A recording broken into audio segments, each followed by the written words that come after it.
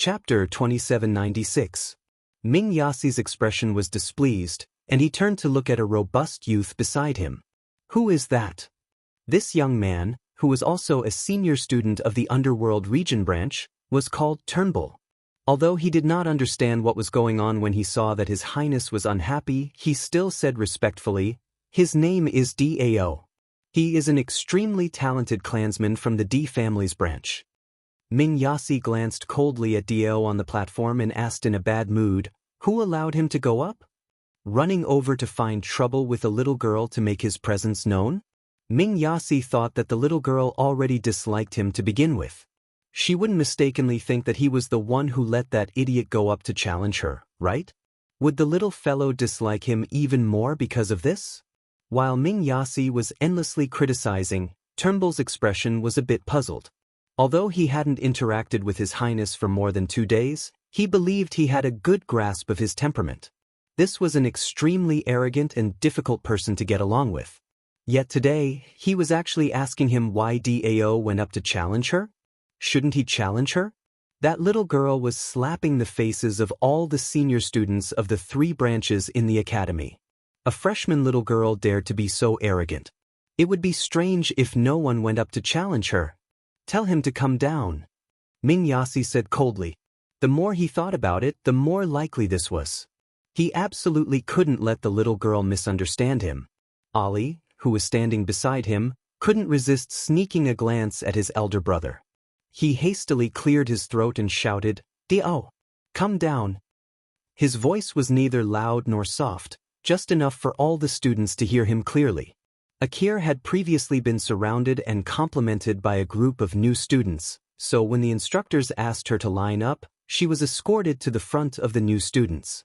At this time, she was still some distance away from Ali and Yasi, who were mixed in the back of the crowd. Now that she heard Ali say this, she couldn't help but secretly grit her teeth and look up at the little stoic on the platform. Without a doubt, Big Brother Yasi had instructed Ali to shout this. What was so good about that stoic girl that she kept calling Big Brother Yasi on her mind all day? Dao, who had just stood in front of the little stoic and didn't have time to speak, was involuntarily taken aback when he heard Alex's words, and he turned to look at the crowd. Turnbull was afraid that Dao's honest nature would act up again, so he hurriedly called out, "Dao, His Highness asked you to come down." With that said, how could Dao not understand? So it was His Highness Dark Yas who told him to go down. Although, he was a little cowardly. He had just jumped onto the high platform and rolled down with his tail between his legs. It was really a little embarrassing. However, His Highness Yas had even defeated the former Crown Prince, His Highness Underworld Wolf. What a joke! He was just a disciple of a small branch of the D family, so he naturally could not openly challenge His Highness ACI. Therefore, Dao, who had been on the stage for less than 2 seconds, jumped off the stage with his tail between his legs. The little stoic was already prepared for battle and was about to summon her feral. The other party suddenly said that he didn't want to fight, and then rolled down by himself. This was simply inexplicable. Crazy! The stoic man muttered to himself. The few instructors who were closer to her couldn't help but twitch their mouths when they heard this. Haha! I didn't expect that someone from Great Ming Province would also cower. A mocking laugh came from outside the crowd. A figure flashed and scuttled onto the high platform with a whoosh. Chapter 2797. This person's outfit was even more unsightly than the tiger skin outfit from before. His hair was disheveled, his entire body stinked, and his fat belly was exposed. His feet were bare, and the soles of his feet were covered in a layer of 3 feet of dirt. Darling Qiao hurriedly took a step back, and her eyes widened. Get lost. Stinky thing. It's unbearably stinky. All the teachers were speechless as their mouths twitched. That man immediately flew into a rage and shouted sternly, "This little girl is really arrogant and conceited. Today, let me teach you how to be a person." Arbor didn't wait for him to fly over, and his figure immediately flashed and hid behind Principal Yun. He angrily glared at the principal. "What kind of Imperial Academy is this? You're picking up trash from the academy. Can just anyone enter this Imperial Academy?" The students don't even have a uniform? One moment there was a tiger-skin man, and the next moment there was a stinky beggar wearing only a pair of underpants. It simply made people speechless. Of course we do, the principal said with an aggrieved face. It's just that here, we don't require everyone to buy the academy uniform. It's all for people to do what they can. Some people, after entering the academy for several years, still haven't saved enough money to buy a set of academy uniform. This time, it was Arbor's turn to be dumbstruck. How much is your academy uniform? This time, there was no need for Principal Yun Piaomiao to reply. The teacher from before spoke again with an indifferent expression, 100,000 spirit coins. Why don't you just rob? The entire academy's sky was filled with the little girl's angry roar. All the students instantly felt that the little girl's roar was simply what everyone was thinking. You can't say it like that. Our academy uniform isn't some simple clothing. It's a defensive spiritual clothing. It can effectively block 100 full-powered attacks from a spirit master below level 10. You definitely won't lose out to your little girl. Why don't you buy one? Let me tell you, if you want to enter the heaven ranking and earth ranking, you must wear this academy uniform. This is also for the fairness of the competition. Is your team made up of 9 people or 10 people? Give me a set of all of them. What was happening? Wasn't this the freshman entrance assembly? Why did their principal Yun suddenly start promoting? Everyone looked at Yun Piaomiao with a dumbfounded expression. The instructors could not bear to look at it. One of the consecrators coughed softly and went forward to tug at Dean Yun's sleeve. Only then did Dean Yun put away his promotional expression and chuckled. Oh, where were we just now? Brat, do you think you'll be fine just because you're hiding behind the dean? Today, let me teach you how to behave. A smelly bug dares to boast that it wants to teach me how to behave. The repeated provocations made Arbor fly into a rage. His voice was extremely cold as he said, "Kill him." There was an uproar among the crowd of students below. They all recognized the person who jumped onto the stage. He was from the barbarian tribe and did not belong to any of the 3 big schools. He was not weak and was also a senior student of the royal school. And now, the stoic-faced little girl actually said, "Kill him." Wasn't she a bit too arrogant? In the blink of an eye, as soon as the little girl finished speaking, a giant sand scorpion taller and stronger than a hill suddenly appeared behind the little fellow and quickly crawled over with rustling movements. A pair of large, sturdy pincers abruptly pierced toward that person. Chapter 2798. This sturdy sand scorpion waved its 2 large pincers and rapidly spun like a top. With a flick of its tail, it released its hidden stingers with a whoosh. This round of attack was fast, ferocious, and wild. It was simply ecstatic. Almost all the mentors were dumbfounded. With a loud boom, the entire stage collapsed from the sturdy sand scorpion stomp. Everyone took advantage of the momentum and landed in front of the crowd. Principal Yun opened his mouth and raised his hand to say, "Have mercy." That sand scorpion swung its large black tail and sent that underpants man flying. It swiftly crawled forward and used its large pincers to clamp down on the underpants man. The other party didn't even have the slightest chance to retaliate before he was pressed to the ground. Its stinger was raised high, and a poisonous needle was about to pierce that underpants man's thigh. Principal Yun quickly flew over and used a wisp of sacred energy to land on the sand scorpion's pincers, causing it to retract its stinger in pain. The underpants man took advantage of the situation to roll out from under the scorpion. His face was ghastly pale as he shouted loudly. After cursing in a tribal dialect that no one understood, he hastily circulated a wisp of spiritual energy and struck the sand scorpion's weak abdomen. Hiss, hiss. The sand scorpion was hit and crawled back 2 steps in pain. The underpants man was abruptly struck down by a bolt of lightning. Sir Jojo was thoroughly enraged. He flew up into the air, and hundreds of thunder spirit talismans floated around him. Yun Piaomiao, you think you can save him by helping him? Even heavenly law can't stop the people I, Arbor, want to kill. Let alone you. His shout silenced the entire venue. After Yun Piaomiao and the mentors recovered from their shock, they wanted to stop him. However, at this time, Mo Lien, Duan Yu, Qi Shenshen, Little Fatty, Lu Yu, and the others also flew over and blocked the mentors. Since it's a spar between students, isn't it a bit unreasonable for the mentors to make a move? Mo Lien sneered. Whoever dares to help today will be making an enemy of our divine province. You want to bully me with numbers? If you want to fight, come find us. Little Fatty raised his arms and said indifferently. Yun Piaomiao was completely speechless.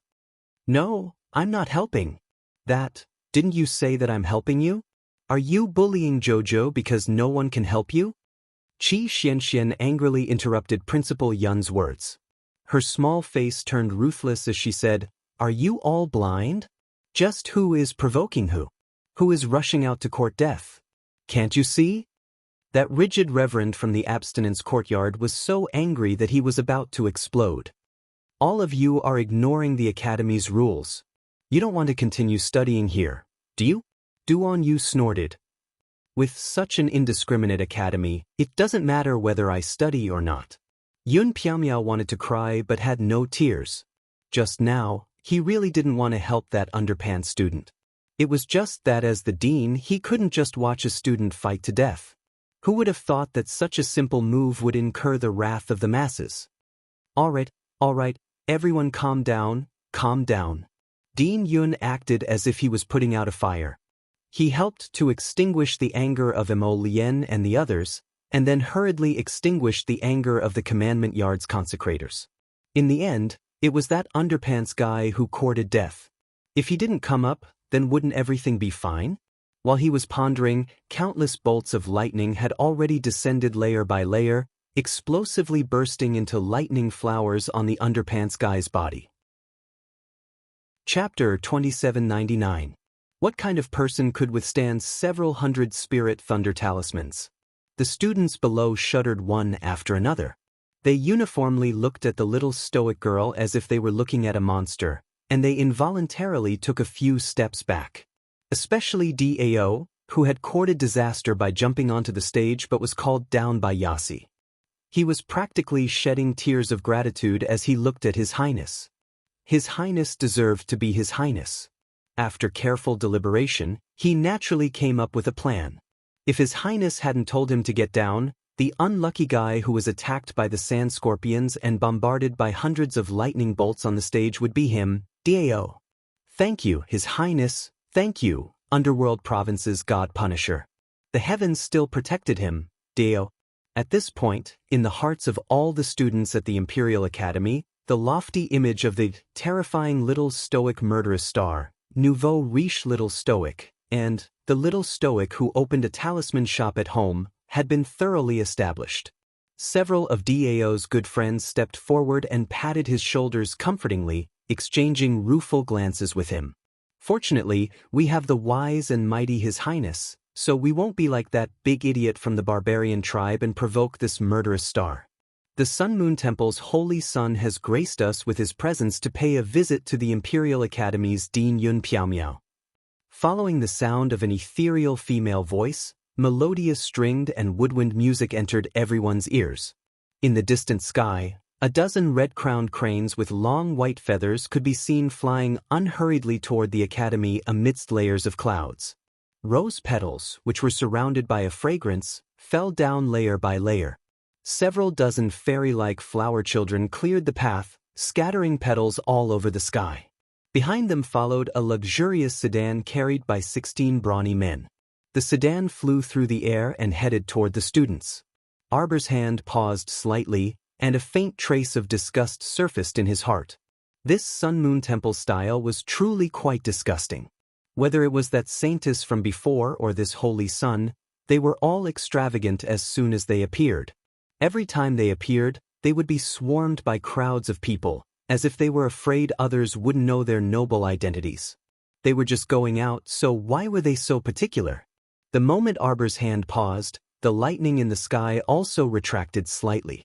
The sedan of 16 people had already arrived above everyone's heads. At this moment, a surge of energy surged from the carriage towards Sir Jojo. This power was surging and abnormally fierce. If this attack hit, even if Jojo didn't die, he would definitely lose half his life.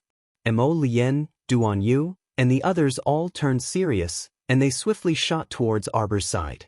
When Arbor sensed that something was wrong, he decisively covered himself with an eggshell defensive barrier. At this critical moment, a red figure suddenly appeared beside Lord Xiqiao. Reaching out, the figure grabbed Xiqiao and carried her away. With a flick of his sleeve, the surging power was suddenly blocked, and all of it was repelled with a thunderous force. Bang! A ferocious force landed on the carriage. How could the 16 burly men who were carrying the carriage resist? In an instant, they were scattered by this force and fell to the ground. At the same time, the carriage was completely shattered by the force. After a loud bang, a white figure scuttled out from between the muslin curtains. He coughed to suppress his astonishment. The other party's cultivation was actually a level higher than his. He was already a spiritual venerable, so could it be that the other party was actually an immortal venerable expert? At this moment, Emo Lien and Duan Yu had already arrived at Arbor's side. Chapter 2800. Taking a closer look, the little fellow's stoic face was expressionless, and her body was wrapped in a transparent eggshell. She was being held in Hu Jinshan's arms, and that appearance was simply a bit comical. Emo Lien secretly suppressed the amusement in her heart and reached out to take the eggshell. The little fellow's entire body was wrapped in that eggshell, so she was just a sphere. It was hard to grab anywhere, so she could only hold her. She looked down at her appearance and expressionlessly undid the defensive barrier on her body before hopping off the ground. Duan Yu dared to bet his head that if anyone dared to laugh out loud, Sir Jojo would definitely take out a washboard to beat them up. Being interrupted by the Holy Sun inexplicably saved the life of that brat from the barbarian tribe. That guy was already at his last gasp from being struck by lightning and was silently dragged away by someone. When Arbor looked back, the person had already run away, so he could only resentfully feed Sand Scorpion a pill and recall it back to Shaji planet. Other people only thought that the little girl recalled the spirit beast into her spirit beast space. Yun Piaomiao breathed a sigh of relief, but her expression darkened again. She coldly glared at the white-robed Holy Sun of the Sun Moon Temple who floated over. Holy Sun Mi Yen, you came from afar, so our academy should warmly welcome you. However, you suddenly attacked our academy student. This is very unjustifiable. Holy Sun Mi Yen coldly swept a glance at Emo Lien, Duan Yu, and the others before his gaze finally landed on a grinning, tall man waving a small peach-pink fan. A sharp glint flashed through the depths of his eyes. This young man before him was actually a venerated immortal? How was this possible? In the entire Divine Province, the number of venerated immortals could be counted on one hand. When did such a young venerated immortal appear? Why didn't he know? Shouldn't a venerated immortal have ascended and left this place? Did something go wrong with the heavenly law's restrictions? Why wasn't this venerated immortal restrained by the heavenly law? If Hu Jinshan could hear this person's inner voice, she would definitely infuriate him to death and tell him without hesitation, this venerated immortal has already come out of the Tower of Punishment, so what more do you want? Worst comes to worst, I'll just capture my true self and force my way in again. It's a misunderstanding, Mayan said calmly, nodding apologetically at Dean Yun. Jojo tugged at Emo Lien's sleeve. Without another word, Prince Mo's eyes flashed fiercely, and a gust of wind from his fist, which was imbued with saint power, flew towards the Holy Sun's face. At the same time, Arbor also raised his hand and threw hundreds of ice spikes at the saint. The son of Saint was caught off guard and dodged twice in a very embarrassing manner. He was able to easily dodge Arbor's icicles, but he had to frown and take Emo Lien's punch seriously. He crossed his arms in front of him, thinking that the holy armor gauntlets on his arms would definitely be able to block his opponent's attack. He didn't expect that he would be knocked back a few steps by this fist wind. Only then did he take a deep breath to stabilize his body. His eyes were filled with unconcealable astonishment. Just as the son of Saint raised his head and was about to look at Emo Lien, he saw another gust of fierce saint power burrowing out from the side and pouncing at his face again. Damn it. One shouldn't hit someone's face in a fight, but these people actually wanted to hit his face one by one. The son of Saint gritted his teeth and withstood Duan Yu's attack. In the next second he saw a crafty Saint power materialize into 5 fingers. Pa! He slapped his face. The little stoic was relieved. Before the sun of Saint flared up, she said coldly, "This is also a misunderstanding." Chapter 2801. Holy Sun Mi Yen was extremely vexed, and a harsh glint flitted through his eyes. His gaze swept past Emo Lien, Duan Yu, and He Chen before finally landing on the cold-faced little stoic. His gaze was like a needle, filled with endless coldness and probing as it landed on the little fellow. Headmaster Yun frowned and stepped forward to block the students. His gaze met Holy Sun Mi Yan's indifferent gaze.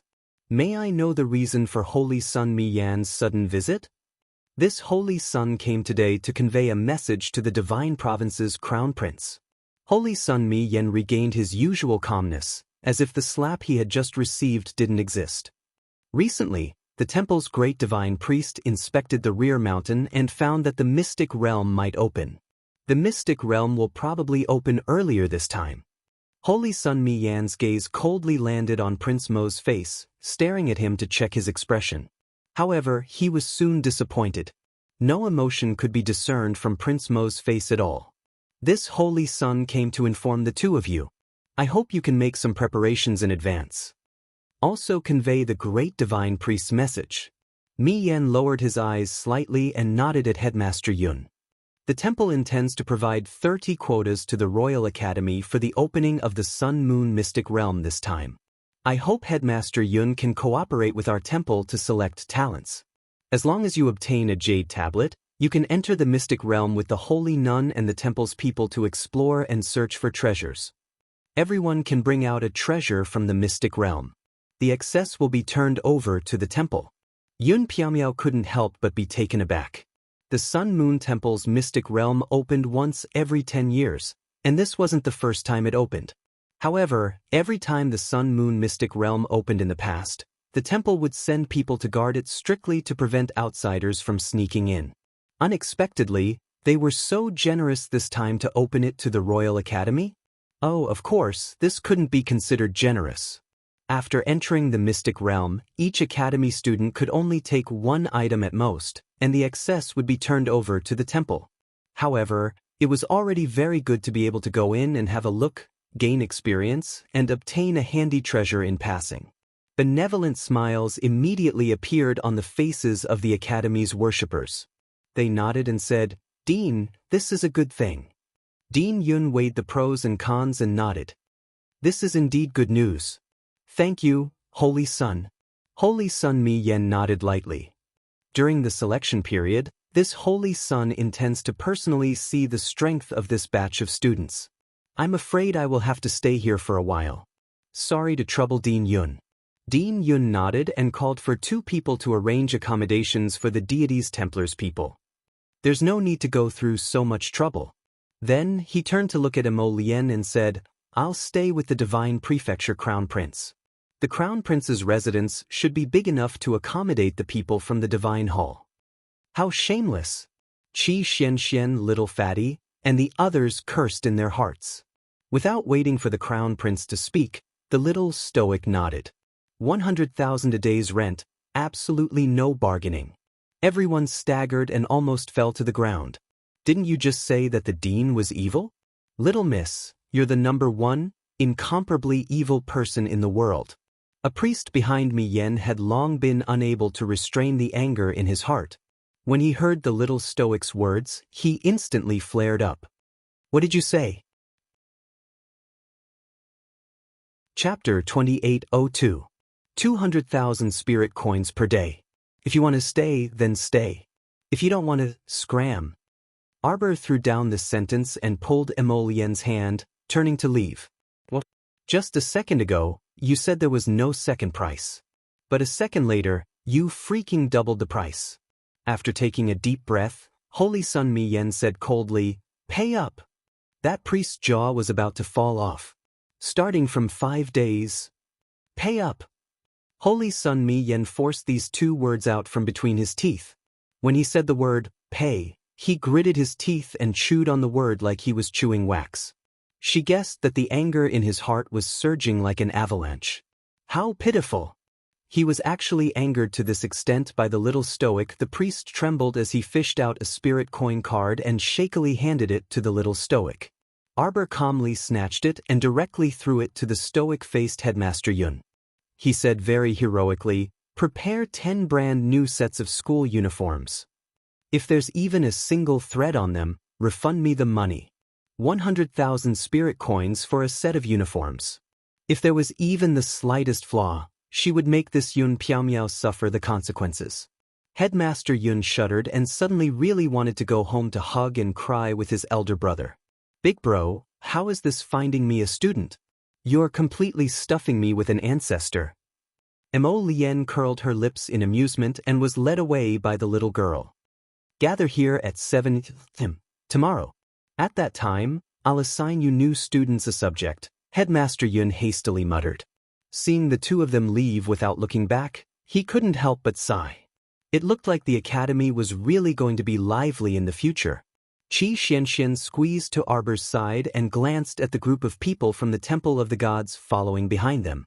She lowered her voice and asked, "Jojo, since you know these guys don't have good intentions, why the hell did you take them in?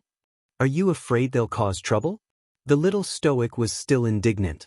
This holy son's cultivation was much higher than that holy nun from before. Just now, she had almost suffered a great loss in the hands of this person. If it weren't for He Chen's timely appearance and blocking for her, she might have been beaten to the point of vomiting blood. Can 1,000,000 spirit coins make up for it? Stop joking. They will suffer in the future. Lady Qiao Qiao winked at Qi Xianxian with her watery eyes. The two young ladies held hands and walked to the front, whispering something to each other. After Qi Xianxian heard Jojo's words, she felt extremely comfortable and giggled. That night, Holy Son Mi Yen looked at his empty wing room and was so furious that his hair was about to explode. He knew that this girl was petty, but he didn't expect her to be so stingy. She actually only gave him a room, and there was nothing inside. "You want a bed? All right, I'll pay you 100,000 spirit coins. A stool? 50,000. The teacup? 20,000 for one." Holy Son Mi Yen takes things out of his inner world one by one. He has never been so aggrieved before. Fortunately, he had plenty of daily necessities in his inner world, which was enough to last him a few nights. "Holy Son, why did we have to come with them and live here?" The two guards who were helping the Holy Son spread out a mattress in the corner and couldn't bear to see the Holy Son so aggrieved couldn't help but grumble. "Naturally, it's to observe those two people from a close distance." Holy Son Mi Yen said coldly, "That crown prince isn't easy to deal with. Now, it seems that little witch is also difficult to deal with." Chapter 2803. No wonder the holy nun had suffered such a huge loss in their hands. Even he could not gain any advantage in the hands of these people, not to mention the holy nun, Nie Yaoguang. Thinking of that icy expressionless face, the holy nun Mi Yan's eyes could not help but turn cold. He still had to give this little girl a special gift at the division ceremony tomorrow. The night passed without a word. Arbor's group had a good night's sleep and woke up energetically at 5 in the morning. The voice of the school administrator came from outside. He brought in a few large boxes and placed them in the courtyard. 10 sets of school uniforms, please accept them. Mata walked forward and opened each box to take a look. There were 2 to 3 sets of school uniforms in each box. They were pure white and had a spherical multicolored flower embroidered on the collar and chest area. Arbor felt that this flower was extremely familiar. Taking a closer look, wasn't this the longevity flower? So, the royal school's flower was the longevity flower? Could it be that there was a longevity tree planted in the royal school? Arbor's thoughts turned slightly, but she was still somewhat uncertain. The longevity tree's growing environment was extremely harsh. It would not bloom unless it was in the Shen domain or bear fruit unless it was in the God domain. She had raised the longevity tree on Paradise Planet for so long, but it still could not bear fruit in the spirit domain. The main reason was that the environmental conditions were not up to standard. According to Little Tree, it would probably only bear fruit after Paradise Planet ascended to the God domain. And ascending to the God domain, Arbor could not help but sigh when she thought of this. It was still too early. Her cultivation was only a level 11 great spiritual master. She was still very far from the true God domain cultivation. Take it slow. Everything was not something that could be obtained by force. Xiao Mu had everyone carefully inspect their respective school uniforms. Zhan Ping flipped them over and over for a look, causing the steward who was delivering the school uniforms to the side to be at a loss for words.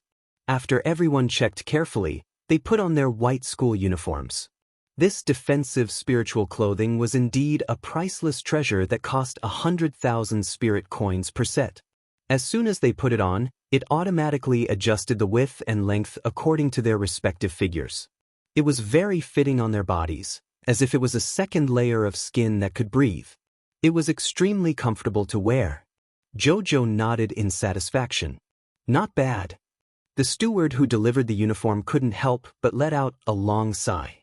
Before this, the principal had already instructed him to check the academy uniform that was sent over thoroughly. Not even a single thread could be found. These new students were really fussy. The steward wiped his sweat and let a few guards out. The people of Arbor were wearing white school uniforms. When they were sitting in the side hall and having dinner, they saw Holy Sun Mi Yen come over with a gloomy face with a dozen of his priests and guards. The little fatty almost choked on the porridge in his mouth. Everyone knew about what happened last night. The little girl gave Holy Sun Mi Yen and his group 3 rooms in total, but each room was unfurnished. The room was completely empty. It would be extremely difficult to even find a bed or a blanket, let alone any other furniture or furnishings. No, there was nothing. It must have been hard on Holy Sun Mi Yen and his group. They had to make do with sleeping on the floor for the whole night. At this moment, they all had panda eyes and looked listless. It was obvious that they did not sleep well. Mi Yen and his group were glaring at Arbor and his group.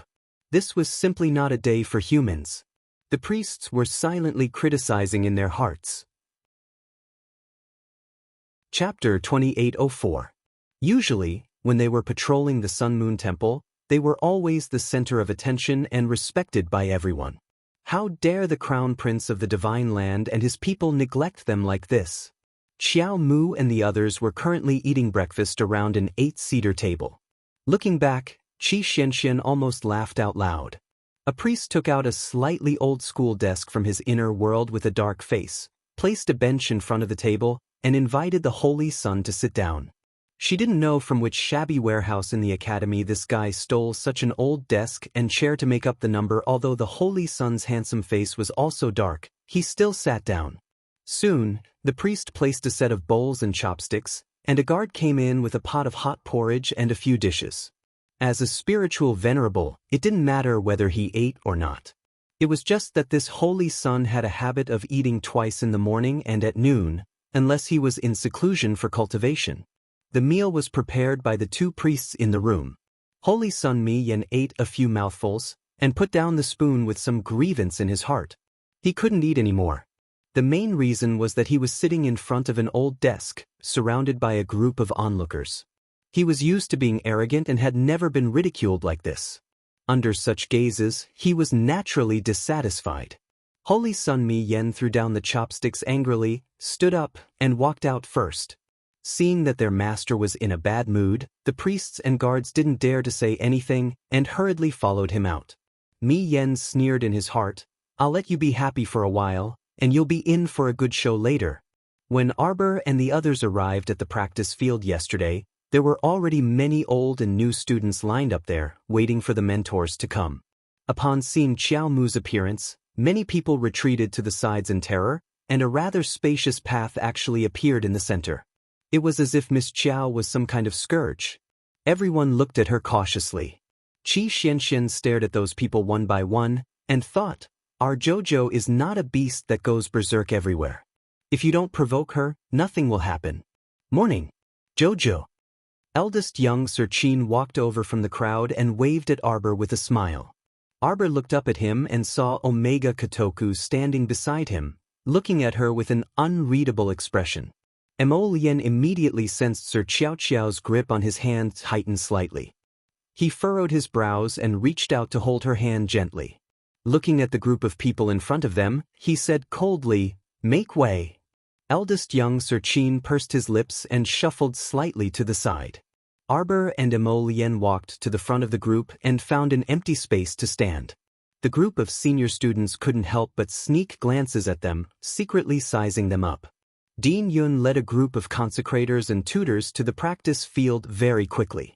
Looking at the group of energetic students below, he nodded with a smile and said, "Today's main purpose is to help the new students divide the subjects." During the test, everyone had been tested according to the contents of the invitation letter. For example, the alchemists were naturally tested for pill refinement, and the artificers were tested for weapon forging. Most of them were naturally cultivators.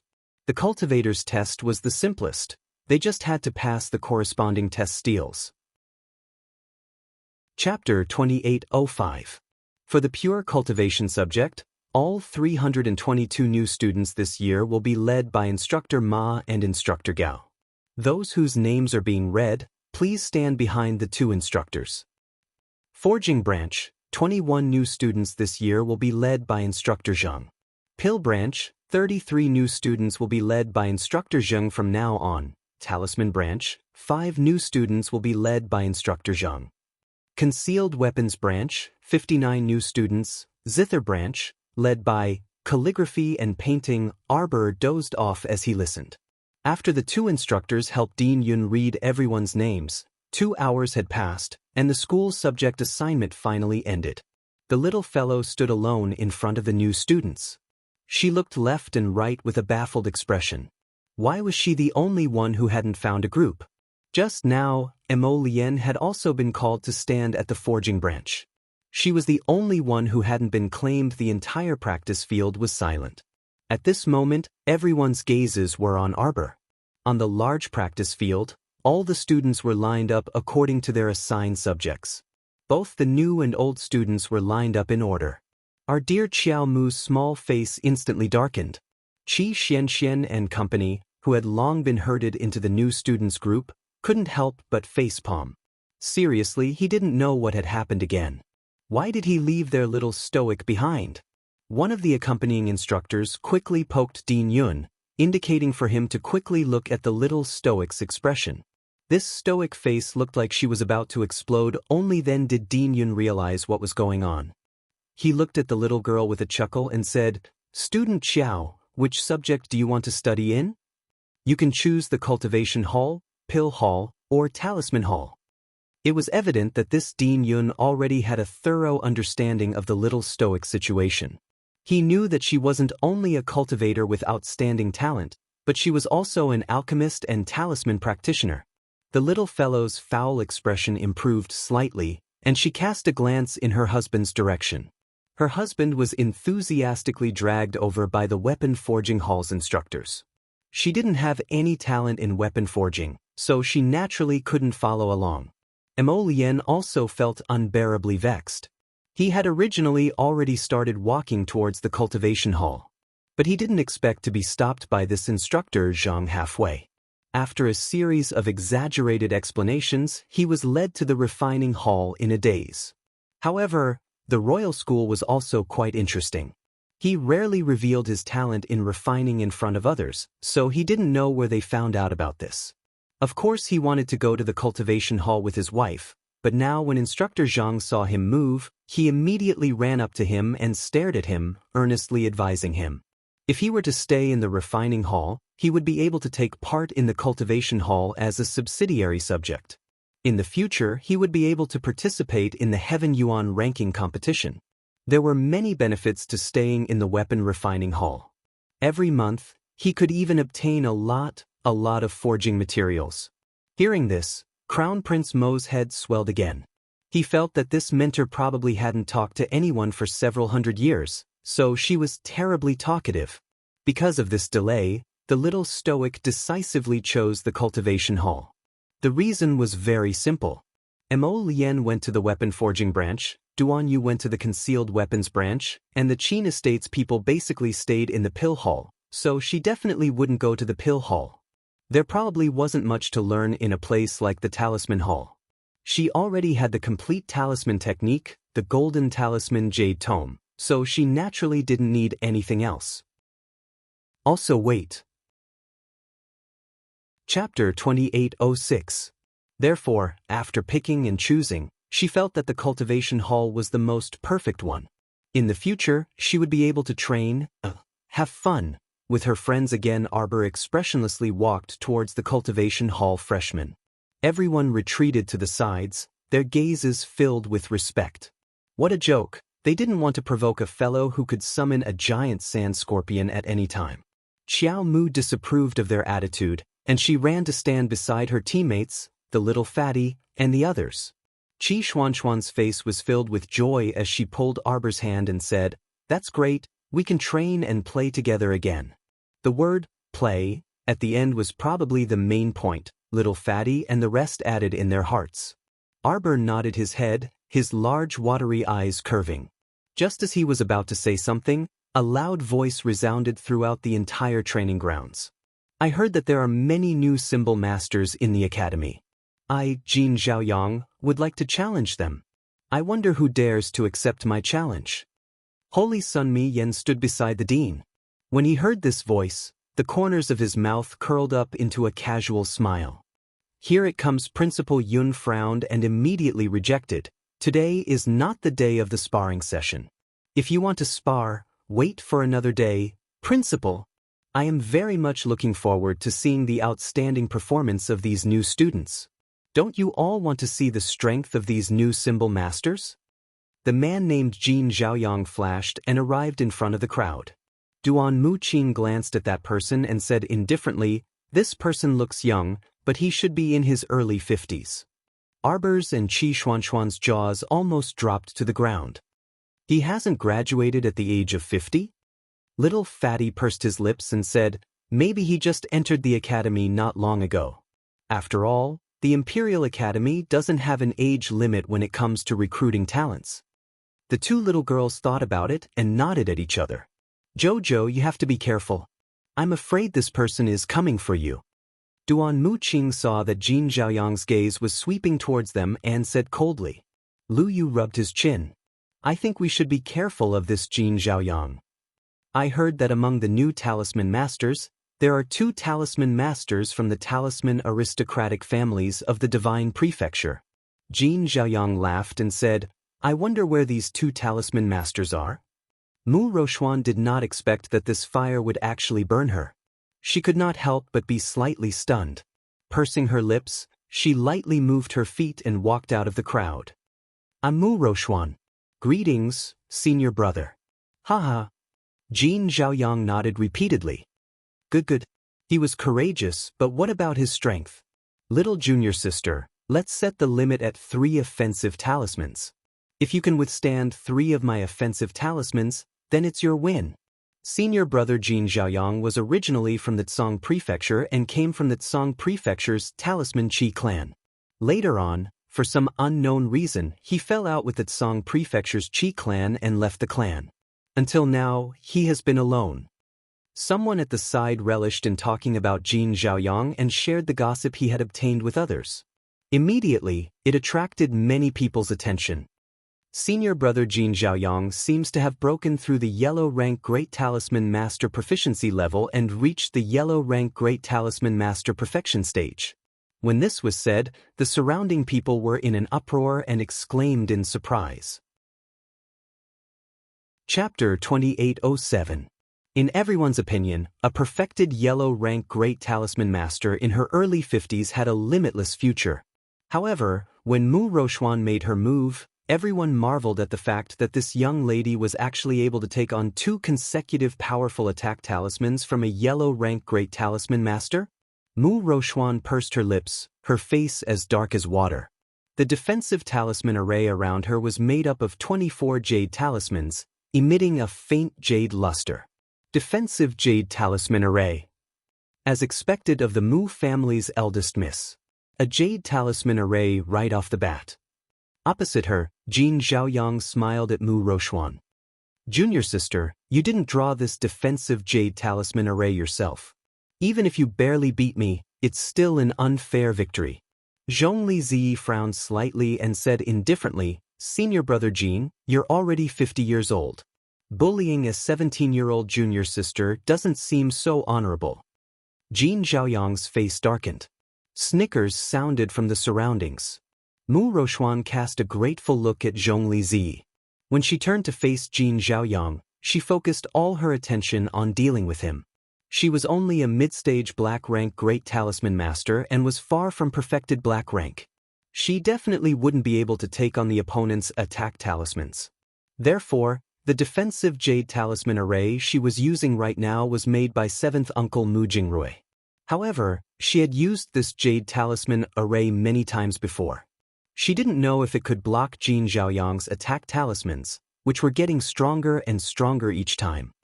Junior sister, this is the last attack. Pay attention. Jin Zhaoyang smiled smugly and suddenly waved his right hand. A jade talisman flew toward Mu Rochuan at lightning speed and arrived in front of her with a whoosh. The light from the attack shone brightly. Mu Rochuan was knocked back more than 10 meters by the attack. Her feet dragged out 2 long white marks on the ground as she coughed and spat out a small mouthful of blood. Blood trickled from the corner of her mouth, but her eyes were filled with an unyielding gaze. Her body stiffened as she stood firmly. In less than 3 seconds, he spat out another mouthful of blood. Mu Xingchen leaped in front of her and hurriedly reached out to support her. He turned around and coldly looked at Jin Zhaoyang, saying in a deep voice, "Surnamed Jin, if you want to compete, just come at me. Bullying a new student, what kind of hero are you?" When everyone saw that Mu Rochuan was beaten to the point of vomiting blood, a trace of sympathy immediately appeared in their eyes. This Jin Zhaoyang was going too far. Moreover, Mu Rochuan herself was not weak. She was able to withstand 2 of Jin Zhaoyang's attacks at such a young age. It was not easy for Mu Rochuan to stand up straight under such a fierce attack for the 3rd time. Compared to Jin Zhaoyang's pressing step by step, Miss Mu seemed to have the demeanor of a large sect. It was a glorious defeat. Jin Zhaoyang forced a smile and said, "Senior brother Mu, you're not thinking of standing up for your younger sister, are you?" "Why not?" Mu Xingchen sneered. As a member of the Mu family, how could he be a coward who could watch outsiders bully his Mu family? Big brother. Mu Rochuan pressed his hand, coughed a few times and pulled him back. She was not as skilled as him, so she had to admit defeat. A complicated light flashed through Mu Rochuan's eyes. Being slapped in the face on the first day of school was tantamount to ringing an alarm bell in her ears. In the past, when they competed in the family, others did not dare to kill her because of her status. Chapter 2808. However, that didn't mean that there wasn't anyone in the younger generation who could defeat her. Perhaps there was always someone better out there. There were also some hidden talents in the family who might not necessarily be inferior to her. She had been too arrogant in the past. Cough, cough, cough. Mu Rochuan looked coldly at Jin Zhaoyang. At this moment, there was a subtle change in her state of mind. With Mu Xingchen's support, Mu Rochuan straightened her back and wiped the blood from her mouth with her sleeve. "I lost." She sneered.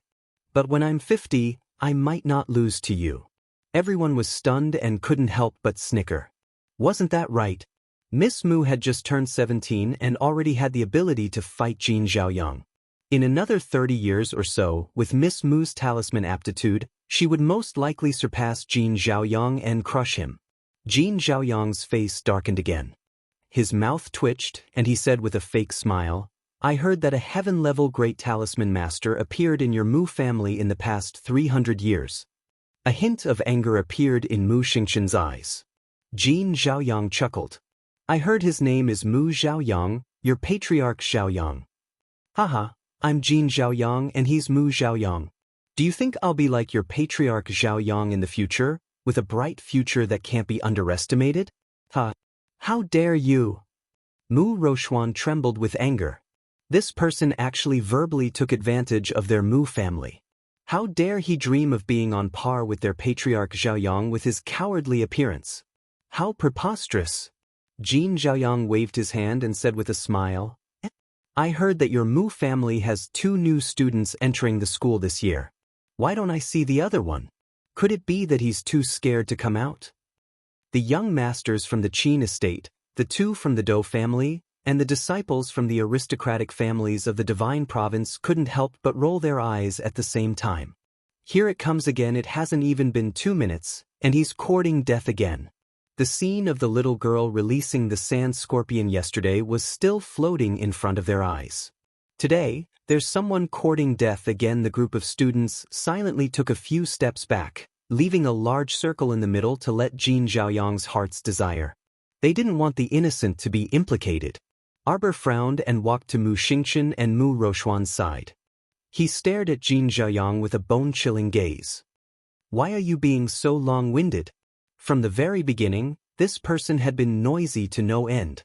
Arbor expressed that her patience had long since run out. Jin Zhaoyang's face was cold as he stared at the little girl who was like a jade statue.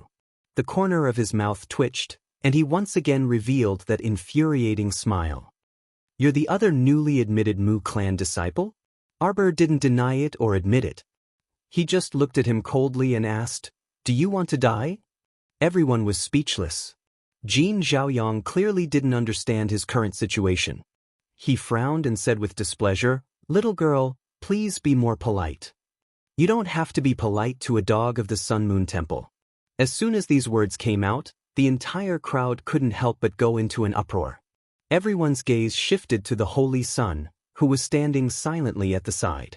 Holy Sun Mi Yen was obviously slightly taken aback, and then he said coldly, You probably misunderstood. I didn't misunderstand. Arbor interrupted the Holy Sun without allowing him to explain. Chapter 2809.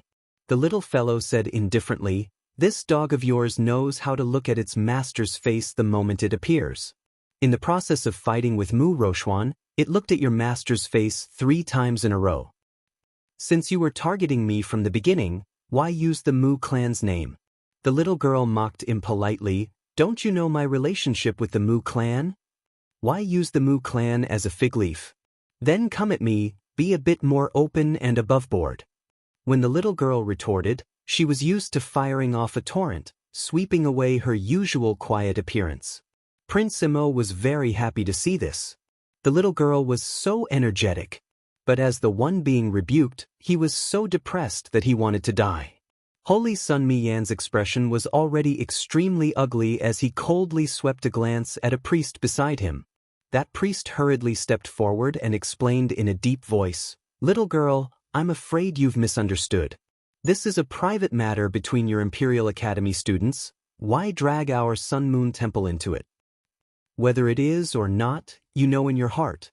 Arbor raised his hand to interrupt him and turned to look at Jin Zhaoyang. You're called Jin Zhaoyang? That's right. Jin Zhaoyang raised his chin high, his face insufferably arrogant. Do you think your bug-like appearance is comparable to old ancestor Zhaoyang? Bug-like appearance? Jin Zhaoyang glared at Arbor in annoyance, his face instantly turning green. This little girl had guts, actually calling him a bug-like appearance? Arbor didn't give him a chance to question and just continued with a sneer. Don't you know what kind of person Mu Zhaoyang is? The talisman array drawn by old ancestor Zhaoyang 300 years ago can still be used today. Can you do it? You know what kind of bug-like appearance you are. You're obviously a bug, yet you want to be shoulder to shoulder with the sun. Simply ridiculous, you have no self-awareness. Jin Zhaoyang was so angry that his hair stood on end. Good. If he didn't teach this audacious girl a lesson today, how could he continue to establish himself in the Imperial Academy? What's so good about it? Arbor looked at Jin Zhaoyang as if he was looking at an idiot. His cold gaze swept across Jin Zhaoyang's swollen face. With a slight movement of her finger, a jade talisman with flowing light appeared in her slender white palm. The little girl said expressionlessly, If you can take this jade talisman of mine, then I will give it to you. Take it as my loss. Arbor said coldly, If you can't take it, then immediately change your name to Golden Dog and get out of the royal school. Do you dare to bet? Jin Zhaoyang was so angry that he clenched his fists and shouted angrily, You ha. How arrogant. Just by relying on an offensive jade talisman, he was trying in vain to make a yellow-rank great talisman master like him unable to receive it? Ha! What a joke. Little girl, the world doesn't revolve around you. Of course the world doesn't revolve around me. Arbor said coldly. There's always someone better than you. Even a 3-year-old child knows this. But against you. Arbor looked down indifferently at the jade talisman in her hand and coldly spat out 3 words, enough. Jin Zhaoyang shouted angrily, good. Today, if I can't take this offensive jade talisman of yours, my name Jin Zhaoyang will be read backwards from now on. Yang Zhao Jin? Arbor nodded. That's a phrase, remember it. Chapter 28:10. Jin Zhaoyang's expression was extremely unsightly. Today's matter had turned out like this. It could not be considered amicable. A trace of murderous intent flitted across his eyes. What if I accept? I don't want your apology, I want your right hand. Do you dare to bet? Jin Zhaoyang's eyes were full of provocation, anticipating that the little girl would not dare to accept this bet. How dare you? Yun Piaomiao angrily rebuked. A trace of mockery flashed across Emolien's eyes, and she said faintly, Dean Yun, don't worry. He won't be able to jump around for long. Dean Yun was really anxious. He knew Jin Zhaoyang's strength very well. At the little girl's age and coming up from the lower realm, it was already not bad for her to reach the advanced level perfected talisman master level that Mu Jingrui had mentioned. This wager with one hand was no joke. How would a talisman master draw talismans in the future if he lost a hand? These young children were too impulsive. If it was a normal competition of cultivation, even if the little girl's cultivation was insufficient, she would not lose to Jin Zhaoyang by too much with Sand Scorpion's help. But now, it was a competition of talisman power. Mu Rochuan could become a yellow-level talisman master at the age of 17 because she had an innate advantage, and the entire talisman family in the Divine Continent had contributed greatly to her cultivation. But the little girl was someone who had just come up from the lower star region. It was hard to believe that she had the power to fight Jin Zhaoyang. Cut the crap, take it? How could Arbor have the patience to continue chattering with Jin Zhaoyang? She directly raised her white hand, and a jade-white stream of light flew towards Jin Zhaoyang. A cold sneer hung on Jin Zhaoyang's lips as he raised his hand and swept the air in front of him. 24 defensive jade talismans jumped out and emitted white light in front of him. They suddenly formed a circle, enveloping his entire person in a defensive jade talisman array. The talisman masters could see that a transparent barrier had been erected around Jin Zhaoyang. It was like a safety shield, enclosing him within it. Just with that offensive jade talisman? It was absolutely impossible to break through this yellow-level defensive jade talisman array. The talisman masters could not help but sigh and shake their heads. The little girl was too naive. How could an offensive jade talisman be enough to deal with a yellow-level perfected talisman master? Even if they formed an offensive jade talisman array, they might not be able to break through the opponent's defensive talisman array. The difference was too great. Boom! A deafening sound suddenly rang out, and even the ground here was trembling from the mighty force of the attack. Cough, cough, cough. Everyone waved their hands and brushed away the faint white mist in front of them. Surprisingly, Jin Zhaoyang was actually forced to retreat several steps by the power of the jade talisman. You've lost. Jin Zhaoyang glared angrily. He was secretly surprised. He didn't expect the little girl's offensive jade talisman to have such power. Fortunately, his defensive array glyphs were strong enough to resist the attack. As a result, clear cracks appeared on his talisman array.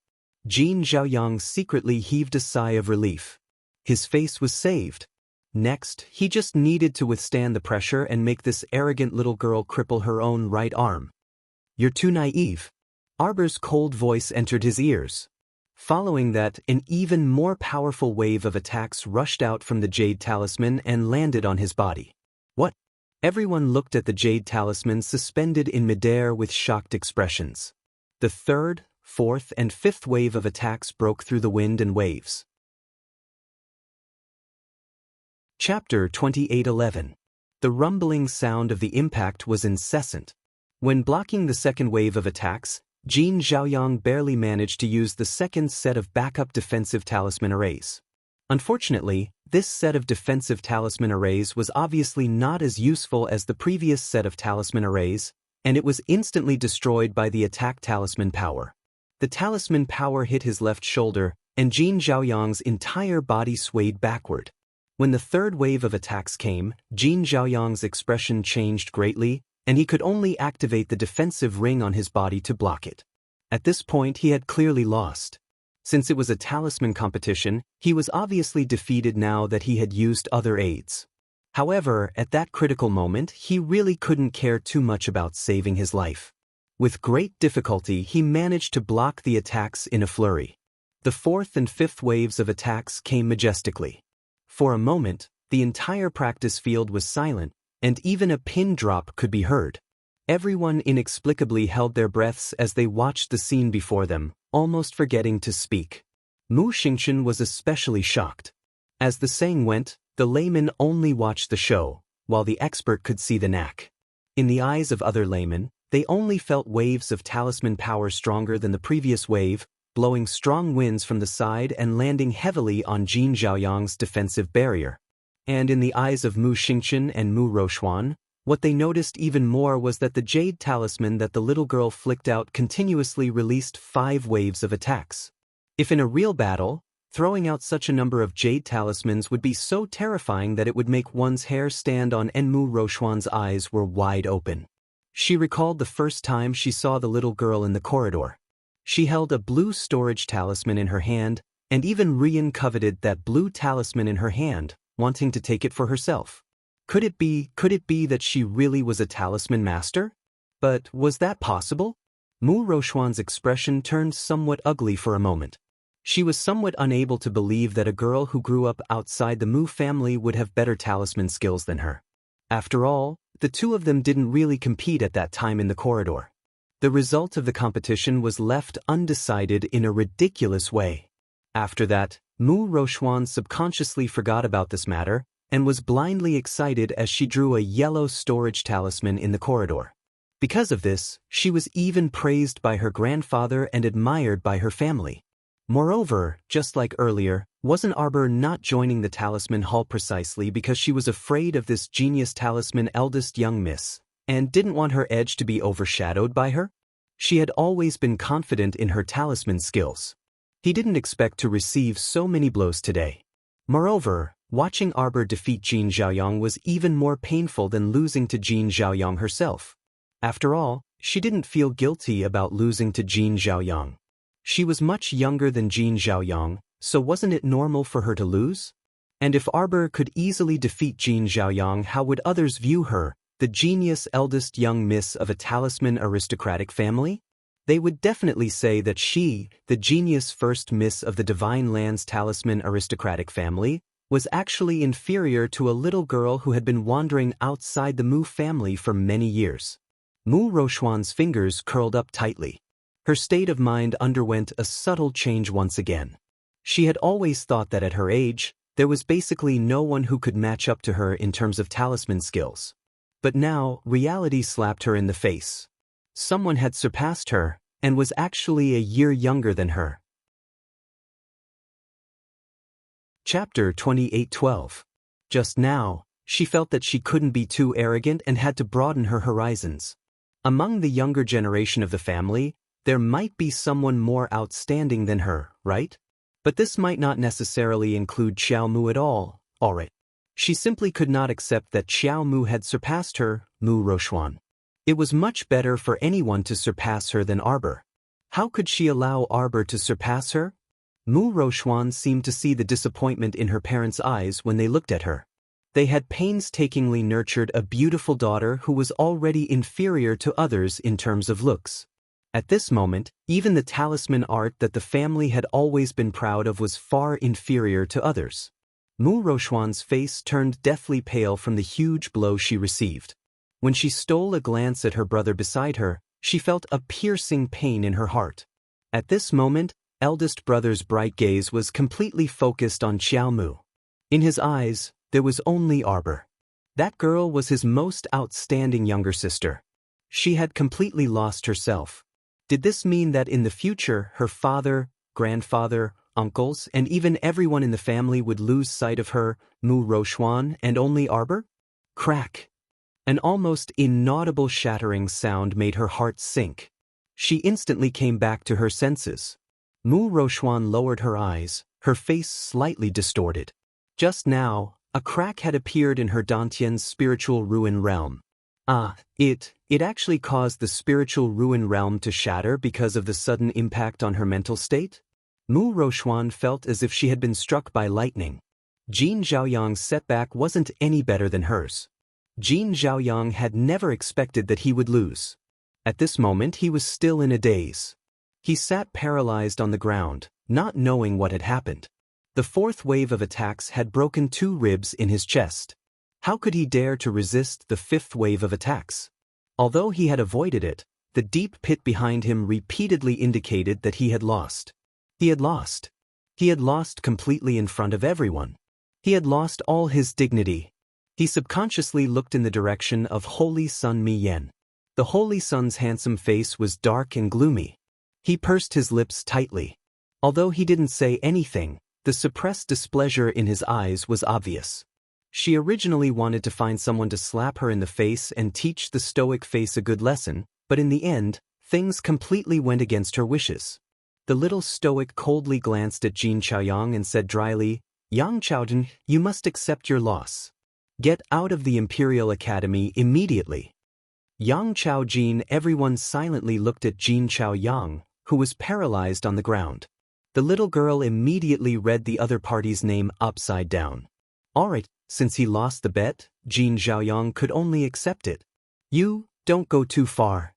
Jin Zhaoyang's face darkened, and his lips trembled as he spoke. The little stoic immediately looked at Headmaster Yun impatiently. Why are all the students in your academy so unreasonable? He was the one who wanted to challenge me, and now he's the one who refuses to admit defeat. How can you have the face to be my classmate with such a vile character? Why aren't you telling him to get the hell out of my sight? If you continue to be long-winded, I'll kill you. The little stoic's patience was completely exhausted. Her black eyes coldly glanced at Jin Zhaoyang. Do you understand? Jin Zhaoyang shuddered, and his entire body quivered. He looked pleadingly at Headmaster Yun beside him. Headmaster Yun expressed that he wanted to help, but was unable to. Chapter 28:13. Headmaster Yun was truly powerless. From yesterday until today, how many jokes had he caused by challenging the little stoic? Could anyone with a discerning eye not tell? How awesome you thought you were earlier was how much of a slap to your face now. Didn't you see so many students looking at you with sympathetic gazes? You truly couldn't be stopped from courting death. Jin Zhaoyang saw the headmaster's strange gaze. He clearly didn't plan on helping him. He hesitated for a second before suddenly pointing at Arbor and shouting, "She cheated! Headmaster, she cheated! She definitely threw out 5 offensive jade talismans just now. Didn't everyone see it with their own eyes? Just now, I received 5 attacks. A total of 5. Jin Zhaoyang stretched out 5 fingers in a final struggle and jumped up to shout harshly. Cough, cough, cough. Because 2 of his ribs were broken, his lungs sucked in another burst of cold air from his shouting. It hurt so much that cold sweat dripped down his forehead, and he coughed violently. He could only slowly lower the speed and volume of his speech. As everyone knows, an offensive jade talisman can only release 1 attack, but just now, a frog at the bottom of a well, ignorant and ill-informed. Arbor coldly interrupted his noisy speech and swept him an indifferent glance. You haven't seen it before, he hasn't seen it before, and everyone hasn't seen it before, but that doesn't mean it doesn't exist in this world. You should go and understand how big the world is. The little stoic angrily rebuked the old man in front of her. She didn't give him any face at all. This is a multi-attack jade talisman. The little stoic had always been too lazy to explain, but now, she felt the need to have a good talk with this ignorant and ill-informed fellow. With my current ability, I can only inscribe 5. But the ancestor Chao Yang you slandered previously, he once inscribed 7. 7-level offensive talismans. Have you heard of it? Everyone was stupefied. Everyone, including Mu Xingchen and Mu Rochuan, looked at the little lady in front of them as if they were listening to a fantasy story. How did you know? Mu Rochuan asked in a trembling voice. The tip of her heart started to tremble along with it. Could it be that the little girl had the opportunity to learn the art of talisman from old ancestor Xiaoyang? If that was the case, then her strange and unfathomable talisman technique would make sense. Arbor naturally wouldn't explain it to Mu Rochuan, because the topic that was brought up was a long time ago. The Holy Water Sect's old sect master was Mu Xiaoyang's best friend despite their age difference. She had heard a lot about Mu Xiaoyang's life stories during their casual chats. However, at that time, she still didn't know that this old man was her ancestor. She only felt that this old man's natural disposition was heroic, candid, and magnanimous. Moreover, his talisman technique was superb, and his character and cultivation were extremely admirable. Just now, Jin Xiaoyang dared to slander and defame her idol. This was naturally intolerable. It wasn't that she had to stand up for Mu Rochuan. She did not care about what Mu Rochuan was like. It was just that no one dared to insult the idol that she had admired since she was young. Her small hand slid over the white jade bracelet engraved with green bamboo on her wrist. The talisman matrix that old ancestor Xiaoyang left behind at the Maple Pavilion 300 years ago helped the Holy Water Sect preserve the entire Maple Pavilion during the Six Prefectures invasion. With such boldness and ability, he was not only a master of his generation, but also a grandmaster of his generation. How could Jin Xiaoyang, this stinking bug, be mentioned in the same breath as him? He wasn't even fit to carry his shoes. Chapter 28:14. Arbor looked coldly at Jin Xiaoyang, who was sitting on the ground. His gaze swept across Jin Xiaoyang's face. Do you think that a jade talisman can only be used for one purpose? It was a big mistake. Ever since the 9th jade talisman of the Golden Talisman Jade Tome was activated, her actual talisman drawing skills had advanced from the black level complete circle to the earth level entry stage. A small yellow level talisman master jumping in front of her, wasn't it just a matter of being slapped? Xiaomu couldn't be bothered to continue speaking, so she turned around and stomped towards Emolian. Hurry and get out of here. That Yang Zhaojin, I don't even want to look at him. A trace of anger flashed across Jin Xiaoyang's eyes. He struggled to stand up, still wanting to argue with Arbor and the others. Principal Yun sighed and waved his hand to let someone take him away. Jin Xiaoyang's argument was really laughable. Just now, everyone was not blind. Everyone saw that from the beginning to the end, Jin Xiaoyang was attacked by only one jade talisman. Where did the 5 jade talismans come from? When Jin Xiaoyang was taken away, he still angrily yelled twice, unwilling to submit. Until he was dragged out of the practice field, that ear-piercing sound finally stopped. Emolian's cold eyes calmly swept towards the direction Jin Xiaoyang left. Her eyes were abnormally cold and her fingertips quickly swiped under her sleeves. The word bind was left on the jade talisman. At the same time, a group of hidden guards outside the royal school received the crown prince's instructions. When Jin Xiaoyang was pushed out of the royal school, the big gift that greeted him was a snow-white flash of sword light. Tianyun's people have even infiltrated the royal school. On the way back to Winter Forest Court, Arbor frowned and said, perhaps without them knowing, Tianyun had already infiltrated the big families of the 3 continents. He thought of the corpse puppet that appeared in the Mu family's backyard. Xiaomu creased her brows. Could it be that there were also people from Tianyun in the Mu family? Could Shi Huixin be related to Tianyun? If that's the case, doesn't that mean that Tianyun's people have been lurking in the Mu family for at least 10 years? They returned to Donglin Garden, changed their clothes, and had dinner. After a while, Holy Sun Mi Yen and the others also came back. They glanced at Arbor coldly.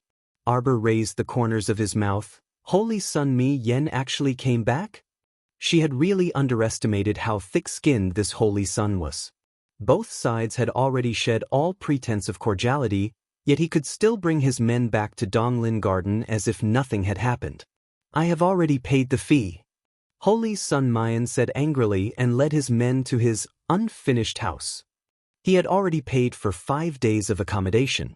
No matter what, he had to make up for it. The little stoic and her companions looked at each other in dismay. For some reason, They felt that this lofty Sir Holy Sun seemed to be a bit down to earth. An hour later, a message was delivered to Holy Sun Mayan. My lord, Jin Zhaoyang has been taken care of. Holy Sun Mayan smashed a small square table into pieces with a slap. The priest accompanying him on the side couldn't help but twitch his eyelids. Heavens, Sir Holy Sun smashed the only table in the house that could hold a tea set. The enemy was even more powerful than he had imagined. That damn crown prince of the divine province, this black-hearted and merciless guy. He must have secretly sent people to take care of Jin Zhaoyang. Chapter 28:15. Damn it, Jin Zhaoyang was actually of some use. After all, he was already a yellow-level talisman practitioner. Where is he? Holy Sun Mi Yen asked solemnly. The corpse can't be found anymore. The air rippled slightly. A man wearing a white robe and a white scarf that only revealed his eyes stood next to Holy Sun Mi Yen and reported with his head bowed. Damn it. Holy Sun Mi Yen cursed again. The teacup in his hand cracked with a soft shattering sound before ultimately shattering into powder. The tea dripped down Mi Yan's palm and dripped onto the floor. The priests in the room didn't even dare to breathe loudly. It would be fine if Jin Zhaoyang's corpse didn't even exist, but if that corpse was taken back for research, Holy Sun Mi Yen creased his brows and thought, the crown prince of the divine province shouldn't be so troublesome. He must have sent people to clean up that punk. Are you sure he's dead? That white-robed man nodded submissively.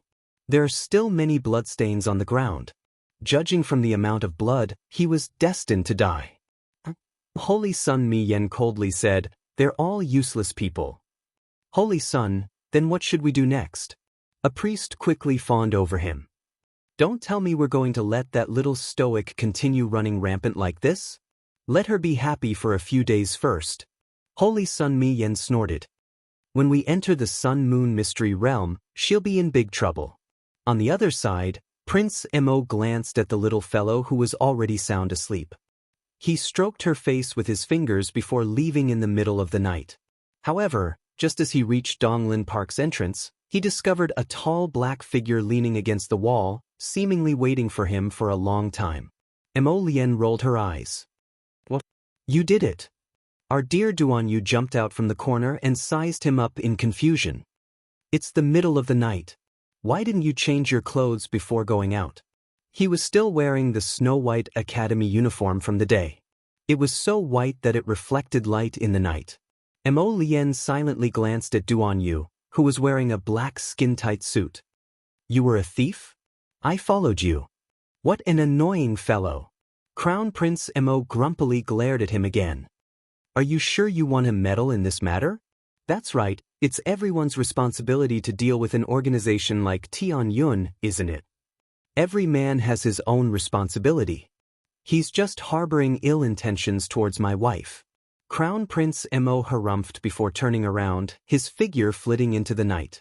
Duan Yu naturally hurried to catch up, and he even commented rather noisily, I went out to take a look just now, and the scene was filled with blood and minced meat. What the hell is that? Since Jin Zhaoyang was not dead, it meant that the things on the ground were not him. The minced meat is naturally his. Mo Lien coldly curled her lips. Anyway, it was fine as long as he didn't die completely. As for blood, just add some chicken blood to it. By making the scene a little more disgusting, they would naturally be able to fool everyone. Is it Jin Zhaoyang's life lantern? It's with me. Mo Lien said faintly, just block his life lantern. Holy Sun Mi Yen shouldn't be able to sense this person at all now. This person was still so cautious when doing things, Duan Yu inwardly thought. Holy Sun Mi Yen truly had 8 lifetimes of bad luck to be enemies with this person. Those who want to harm my Jojo naturally have to pay the corresponding price. Mo Lien only summoned Little Seven when they were far away from the academy. Chapter 28:16. The two swiftly rode the dragon and stealthily arrived at the southern side of north-facing Great Forest under the cover of the night. They followed the Jade Messenger Talisman to a valley. Duan Yu was a bit unsettled. This punk had only been here for 2 days, yet he had already found a place to contact and settle down. From the looks of it, he had already sent people to settle down in this small valley. This small valley was hidden in the southern side of north-facing Great Forest. The valley entrance was usually filled with miasma and poisonous insects, so people rarely came here. Duan Yu looked at the stone tablet erected at the valley entrance. The two words, north-facing, had already peeled off and become unrecognizable. The stone tablet had been worn down with the passage of time, as if someone had lived here several hundred years ago. North-facing valley? Duan Yu's puzzled gaze swept towards Emolian. The latter nodded slightly. This north-facing valley entrance is protected by a talisman matrix, so it's quite hidden. I sent people in to take a look. Someone should have lived here before. However, there hasn't been anyone living here for the past few decades. I think this place is a bit small, but it's not a bad place to settle down temporarily, so I had some people move in and stay nearby. Duan Yu, you planted so many people here in north-facing Great Forest, but did you inform the nearby mercenary groups? Emolian gave him, you still need to inform them, look. Duan Yu thought it made sense. With this guy's personality, he would probably eliminate anyone who came to provoke him. What was the point of informing them? North-facing Great Forest was a large dye vat where the strong preyed on the weak to begin with. There were all sorts of factions here, so it was inevitable that Prince Mo would attract covetous eyes when he brought people to settle down in the southern side. It was normal for him to be targeted. Thankfully, we haven't been stationed here for long. The nearby large level 5 and level 6 mercenary groups should still be observing for now. The other small gangs don't have much of an impact on us. As they spoke, the two had already entered the small valley under the guidance of a black-clothed youth and headed straight for the dungeon. This dungeon was actually a converted cave. 2 rows of torches hung on the walls on both sides, illuminating the inside of the cave. Hui Feng walked up and saluted Prince Mo and Duan Yu with a chuckle. Your Highness, we've already properly greeted them, but they couldn't confess anything. It seems they really don't know anything. However, we did find a strange person in the prison. Emolian stopped in her tracks. Weirdo? Duan Yu also couldn't resist asking curiously, what, did you discover that there were still survivors in the prison when you garrisoned it? Hui Feng nodded vigorously. We also find it very strange that this is actually a living person. Emolian and Duan Yu were taken aback, but their interest was immediately piqued. Let's go take a look. Hui Feng led the two of them past a cage made of wooden fences and into the innermost part of the dungeon. Separated by the thick and solid fences, they gazed at the black shadow lying in the corner. Duan Yu walked up and knocked on the fence several times. The black shadow didn't react at all. It just lay there motionless. Someone went in? Tong went in just now. The two of them turned to look at Tong, who was following behind them like a shadow. The latter stepped forward and reported, this subordinate discovered that this person is somewhat mystical. The tendons in his arms and legs were clearly snapped, and he was so hungry that he was only skin and bones, but he was indeed alive. Let's go in and take a look, Duan Yu said. Hui Feng opened the prison door, and the group quickly walked inside. Chapter 28:17. He's not pretending, right? Duan Yu walked up with a grin. He looked unconcerned, but he was actually on full alert. He casually took a rod from Hui Feng and slowly flipped over the shadow in the corner. That person flipped over and faced the sky. His empty eyes exuded a hint of lifelessness as he stared fixedly at them. Strictly speaking, he really couldn't be considered looking at them because he was clearly blind. Who are you? The Crown Prince asked. Your Highness, he's a mute. Sir Su has already examined him. Tong whispered, not only are the meridians in his limbs severed, but he's also deaf, mute, and blind. Emolian involuntarily creased her brows. This was too inconceivable. You're certain he lived here alone for several decades? Tong nodded. According to the traces here, that is indeed the case. So this person was deaf, blind, and mute, and had been paralyzed here for several decades? How did he survive? Duan Yu was perplexed. He relied on medicinal liquid to survive. A voice came from outside the bars. A middle-aged man entered with him. He wore a cyan robe and looked very proper. Sir Su, what do you mean? Su Xuetao smiled faintly. Everyone, please follow me. Everyone followed Sir Su outside the prison cell. Sir Su pointed at the stone trough at the top of the cave inside. Many pills are stored there, and there's a very elaborate mechanism outside. According to my calculations, every 24 hours, a pill will be sent down from the stone trough. Realization dawned on Huifeng. That funnel below is for receiving pills? That's right. A hint of admiration involuntarily appeared in Sir Su's eyes. This should be the handiwork of an extremely outstanding mechanism master. There's also a container for draining rainwater on the side. Once the two are combined, it becomes a nutritious medicinal liquid. And that guy has been lying in that place all this time because he was imprisoned there. He can only helplessly wait for the medicinal liquid to fall from the sky every day. This medicinal liquid is truly good. Sir Su said, it doesn't need to be taken orally. It can be absorbed by the body through any inch of skin.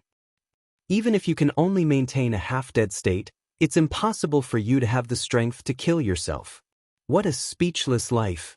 He didn't know which damned master had come up with such a torturous punishment. Who knew what kind of thing that unlucky fellow had done to incur the wrath of the mechanical grandmaster engineer to seek revenge like this? He had stayed here for decades, neither dead nor alive. It was truly too tragic. Duan Yu and Mo Lian exchanged glances before suddenly asking with a chuckle, "Where's Jin Zhaoyang? Bring him here." Mo Lian was stunned for a moment, but she immediately understood. He nodded and said to Huifeng, "Bring him over." Soon, Jin Zhaoyang was brought to this small prison cell. There wasn't a single piece of good flesh on this fellow's body, and his face was swollen like a pig's head. He looked at Mo Lian, Duan Yu, and the others in horror. The meaning in his eyes was as if he was looking at several demons. He probably never imagined that he would fall into such a miserable state in his life. If it was possible, he really wished he could turn back time. He wouldn't have accepted the mission of provoking and humiliating the little stoic even if he died. So regretful, so regretful. Unfortunately, there was no medicine for regret in life. What are you doing? Chapter 28:18. It was only after Jin Zhaoyang opened his mouth that he realized his voice was trembling. Cowardly, too cowardly. He, a grand yellow-rank great talisman practitioner, actually fell to this state. It was truly a case of a tiger being bullied by dogs when it fell to the plains. I confessed everything. Jin Zhaoyang's voice trembled as he said, It was Holy Sun Mi Yen who hired me. He wanted to take Miss Qiao down a notch. Do you see this person? Duan Yu interrupted Jin Zhaoyang with a grin, indicating for him to look at the pile of junk lying in the corner. The tendons in his arms and legs are all rotten, and he's all skin and bones, but he's not dead. Do you know why? Because the Crown Prince didn't want him to die so easily. Duan Yu blinked and said, You also want to become like this person? I wonder if you can survive 30 years in this dungeon. Jin Zhaoyang's vision darkened. He only felt that life was hopeless, and his future was terrifyingly dark. He crumpled to the ground like a puddle of mud. He scrambled to the front of the two and confessed with tears and snot streaming down his face, I really told you everything I know. I can swear that I'll tell you everything I know. Then what about the heavenly fate? A faint light flashed through Prince Mo's eyes. Jin Zhaoyang hastily wailed, I confess everything. You're talking about the faction behind Sir Holy Sun, right? Xiao Xiao really doesn't know. I'm only a very peripheral member. If you didn't tell me today, I wouldn't even know that the organization behind Sir Holy Sun is called Tian Heavenly Fate. The two had been observing his expression while he was speaking, and they couldn't help but frown when they heard this. The two exchanged a look. Prince Mo, I used a dictum talisman on him. He can't lie in this state of mental breakdown, so he probably really doesn't know. Duan Yu, kill him. Deal with it, Crown Prince Mo said coldly. However, Jin Zhaoyang actually felt a sense of relief after hearing this. He would rather die than live for several decades like that pitiful person with crippled limbs. Your Highness, please wait. Teacher Su cupped his hands and said, I discovered an extremely strange constitution in this person's body. It seems to be some kind of medicine that has taken up residence in his body. His body is very strange. Mo Lien and Duan Yu looked at each other before turning to look at Mr. Su at the same time. They asked in unison, Did you discover anything? For the time being, I can only extract some blood from this person's body for analysis and research. Mr. Su cupped his hands and said, Mo Lien explained to Duan Yu, Sir Su has a certain level of research on formations, pills, and talismans. Since he said so, it means that there is indeed something strange about Jin Zhaoyang's body. Thank you, sir. Duan Yu exchanged a look with Mo Lien before saying with a smile, If sir can find out what's strange about Jin Zhaoyang's body, it would be a great help to us. Mr. Su hurriedly said humbly, Your Highnesses are too polite. This is something that I should do. Mo Lien then turned to Sir Su and said, Then I will hand this person over to Sir Su for you to study. If you make any progress in your research, please tell me everything you know. Certainly. Mr. Su quickly bowed in salute. Mo Lien said to the two youths behind her, Shi, Dark Shang, you two will follow sir and assist him in the future. All the materials needed for the research must be properly prepared. The two youths immediately cupped their fists in salute. Mr. Su was a bit overwhelmed by the favor and repeatedly returned the salute. Chapter 28:19. Mo Lien turned around and walked out of the prison. She pursed her thin lips when she saw Duan Yu's odd expression. What? Have the subordinates of the Night Pavilion never rebelled before? What kind of nonsensical names did His Highness the Crown Prince come up with? Prince Mo turned to leave haughtily. However, they heard Jin Zhaoyang's terrified screams. Let me out. What are you doing? Don't lock me up here. Don't. Where are you taking me? Just kill me. Just kill me. Shut up. Duan Yu turned around and coldly glanced at him. He sarcastically said, Right now, we merely need you to cooperate and provide some blood. If you don't cooperate, do you want to become like him? After saying this, Duan Yu gestured with his eyes for him to look at the black shadow huddled in the corner.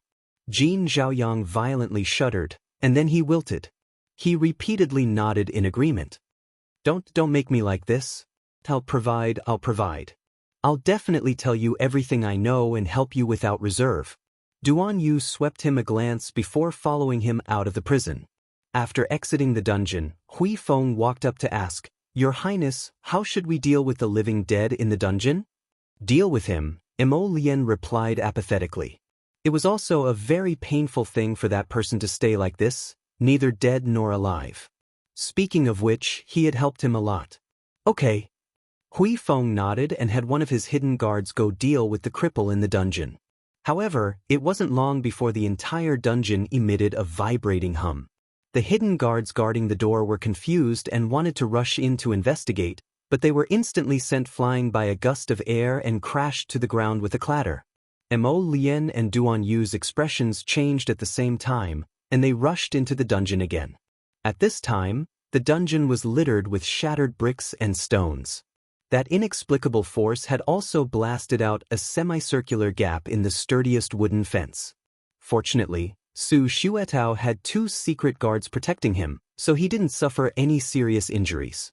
On the other hand, Jin Zhaoyang, who had been seriously injured before, was thrown out by this force and landed at the entrance of the dungeon.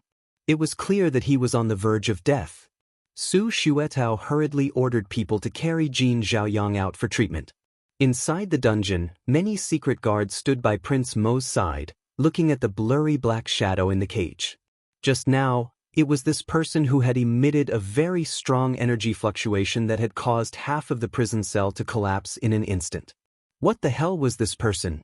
Half of his body was already paralyzed and unable to move, so how could he still release such a powerful force? Duan Yu narrowed his eyes as he sized up that person.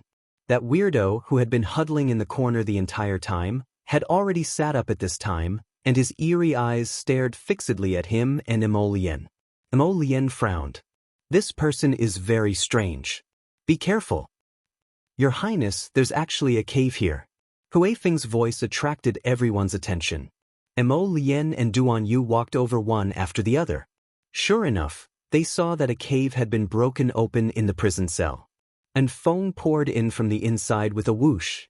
At a glance, it seemed like there was no end in sight. Hui Feng's figure swayed slightly before he was instantly pulled over by Mo Lien. There seemed to be a very strong suction force underground. If a person stood at the entrance of the cave, they really would be pulled in if they weren't careful.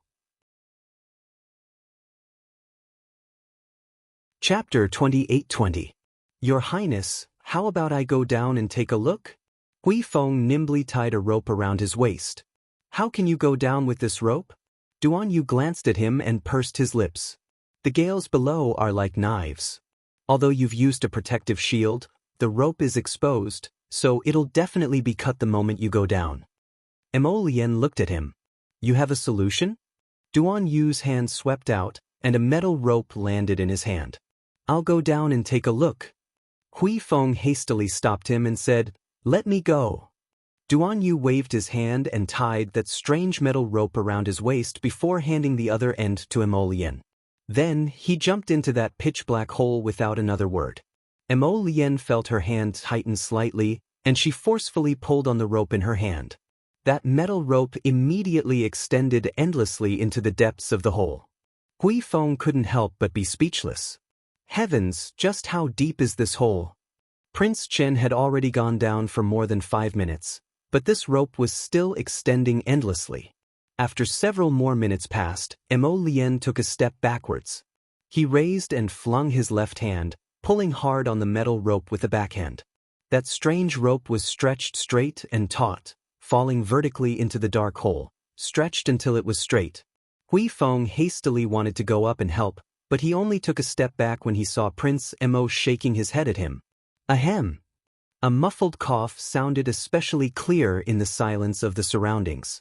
Everyone reflexively turned their heads and shockingly discovered that the filthy figure that had originally curled up into a ball was actually slowly standing up. Weren't the meridians in his limbs severed? Hui Feng blurted out. All the hidden guards instantly felt their hair stand on end, and they surged forward to firmly protect His Highness the Crown Prince in the middle as they focused on dealing with that strange person. Cough, cough, cough. The strange person let out very strange coughs, as if he hadn't spoken for several decades. As soon as he opened his mouth, it was as if a wheel had run over him, and even his vocal cords were a bit torn. Everyone was on high alert, waiting for the strange man to make his move. However, after waiting for a long time, there was still no movement from the other party. That pair of serene eyes seemed to be a little focused, and his gaze fell on them indifferently. Hui Feng was considered experienced and knowledgeable, but he couldn't help but feel a bit horrified at this moment. Who had ever seen a blind and mute guy whose limbs and veins were all broken slowly recover in less than an hour? Was he a freak? Your Highness. Hui Feng felt that he needed to quickly take His Highness the Crown Prince away from this place. This strange person seemed to have too many variables. Mo Lien gave him a look, telling him to calm down. At this moment, he was holding onto the metal rope, so naturally he couldn't escape. Fortunately, Duan Yu's movements were quick, and it didn't take long for him to be hauled up by Mo Lien along the rope. There was still something wrapped in a piece of cloth on his shoulder. As soon as he jumped to the ground, he hurriedly threw the thing on his shoulder to the ground and jumped to the side with a dark face. It stinks. It was really stinky. Mo Lien also caught a whiff of this odor, and she couldn't help but frown as she took a step back. That cloth unraveled, revealing a person with disheveled hair and dirt all over his body. As if he had been buried in the ground for several decades, he was filthy and smelly. Probably even the beggars on the streets were a bit better than him. By now, Duan Yu had already seen the strange person's appearance in the corner. What happened to him? He stood up. Chapter 28:21. Haha. At this time, the person in the shroud suddenly let out an unpleasant, owl-like laugh. Old geezer, you're not dead, huh? Cough, cough, cough. At this time, the weirdo in the corner slowly straightened his body, revealing a pitch-black face. Duan Yu's figure flashed to Mo Lien's side. The two looked at each other and saw a hint of confusion in each other's eyes. Judging from their conversation, it seemed like they were old acquaintances. Looks like you've lost. Ha. The person in the shroud abruptly tossed aside the cloth on his body, his eyes overflowing with a shrewd light. At this time, the person in the corner had also slowly walked forward. His gaze also contained some confusion as it landed on Emolien's group. For you. Duan Yu glanced at Emolien and lowered his voice to ask, this person can't be Beiwang Valley's previous owner, right? So, the owner actually didn't die at all, and you brought people to openly enter it like this? This was truly a blunder. Emolien was also a bit dumbfounded at this time, and she turned to look at Hui Feng, who was standing next to her. Hui Feng explained woodenly, when this subordinate found this place, the valley entrance was crawling with poisonous insects and snakes. After having people clean it up, they went inside to take a look. This place had clearly been vacant for several decades. Duan Yu couldn't help but laugh out loud. So this group of idiots thought that this place was ownerless. Who would have expected that the previous owner would be imprisoned in the dungeon for some reason and come back to life now? Huifeng's mouth twitched, and he cupped his hands in greeting. May I ask who senior is? This old man is Qin Chi. That weirdo looked around, and when his gaze landed on Emolien and Duan Yu, it clearly paused for a split second, and a faint hint of surprise appeared in his eyes. These two juniors looked to be in their early 20s, but their cultivation was rather shocking. Old senior, why are you in this dungeon? Hui Feng asked exasperatedly, are you the valley master of Beiwang Valley? Qin Chi shook his head. Many years ago, this old man and that old ghost chased an enemy to this Beiwang Valley. After killing the enemy, we will also kill everyone in this valley. Not even a chicken or dog will be spared. Then why did Senior become like that? Since he had already eliminated his enemy, why did he still end up in such a ghastly state and locked up in the dungeon? Hui Feng simply couldn't figure it out no matter how hard he racked his brains. Ha! It was me who did it. The other person laughed complacently. Old Ghost Qin, are you still not going to admit defeat? Qin Chi glanced at him indifferently. How did I lose? This group of juniors just happened to barge in by accident, and the gambling had long been spoiled by them. To be fair, we should have a rematch. Seniors, may I ask what your wager is? Duan Yu inquired curiously. Brat, I can see that you have a good bone structure and excellent talent. You are a good material for cultivation. Do you want to take this old man as your master? Thank you. My name is Lu Zheng. Have you heard of my name? This old man is an outstanding mechanism master who is renowned throughout the 3 provinces. Brat, I can see that your hands are suitable for fiddling with elaborate mechanisms, so you might as well take this old man as your master. Bah, shameless thing, you want to kidnap a disciple again. Qin Chi scolded him before turning to look at Emolien with a grin. Brat, you are an artificer, right? Chapter 28-22. A chrysanthemum-like smile instantly blossomed on his aged face. Child, how about I impart all my life's knowledge to you? This way I can die without any regrets. But don't think of dying in front of me. Scram. Scram, scram, scram. You're the one scram. You're not allowed to die in front of me. Then let's continue gambling. Wait, seniors. Seniors, fuck, these 2 people added together were probably 1,000 years old, right? Why were they still acting like old urchins, biting each other whenever they met? Duan Yu helplessly separated the 2 of them, but the next second he couldn't resist taking a step back from the stench. Emolien couldn't resist twitching her mouth, and she silently inched back half a step. It wasn't that he was disdainful of these 2 seniors, but they were truly too smelly. Compared to that strange fish they encountered in north-facing Great Forest that day fine, there wasn't much of a difference between the 2. Seniors, according to what you said earlier, you chased your enemy here. After killing your enemy, why would you? Duan Yu pointed at their unbearably filthy and smelly bodies. Moreover, Senior Qin Chi's meridians were clearly severed earlier, so why would they be now? Kid, you're very curious. Chen Qi chuckled as he approached Mo Lien. The latter retreated several steps back and shook his head. This junior isn't curious. Don Yu, let's go. After all this commotion, it was almost daybreak. He had to hurry back. His wifey was still waiting for him at home. He didn't want to mess around here with these smelly old men. Duan Yu immediately followed after. He also felt that rather than being targeted by these two eccentric geezers, it would be better to leave with Mo Lien as soon as possible. Senior Chin, since this place isn't Senior's residence, then it belongs to this junior. Mo Lien waved her hand at Hui Feng and the others. Find some people to throw away all the junk inside and renovate it. Stay here for a while. Yes. Hui Feng nodded, and then he silently glanced at the Crown Prince. His Highness the Crown Prince seized this residence in north-facing valley in front of these two eccentric old men. Wasn't this a bit too careless? After all, these two seniors had unfathomable cultivation bases. However, the two old men were also very strange. When they heard the Crown Prince say this, they did not refute or get angry. It was as if they really did not have the slightest interest in this residence. Punk, have you thought it through? Chen Qi and Lu Jing chased after Mo Lien and Duan Yu at the same time and asked, "What do you think?" The two of them looked at each other and hurriedly rushed out of the door, unwilling to stay with these two strange old men for even a minute longer. What kind of joke was this? Out of the blue, they were talking about acknowledging him as their master. These two old and indecent fellows. How could these two old men, who had popped out of nowhere, casually accept a disciple? They weren't familiar with each other, so why should they acknowledge him as their master the moment they met? I won't admit it, I won't admit it. The two of them were extremely fast, one black and one white, like lightning, leaving the North Valley in an instant. Not long after they left the valley, Mo Lien summoned Little Seven, and Duan Yu quickly jumped up as well.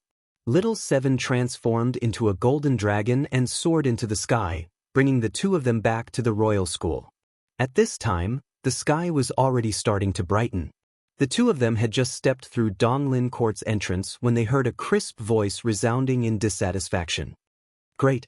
Sneaking out to play in the middle of the night without a JoJo. The two of them felt a chill at the back of their heads, and they turned around to look. Chapter 28-23. Under the faint morning light, Lady Jojo was wearing a pinkish-pink dress and a large red cloak. She looked like a small jade doll with a taut stoic face as she sat on a stone stool at the side of the garden, glaring at the two of them with her round eyes.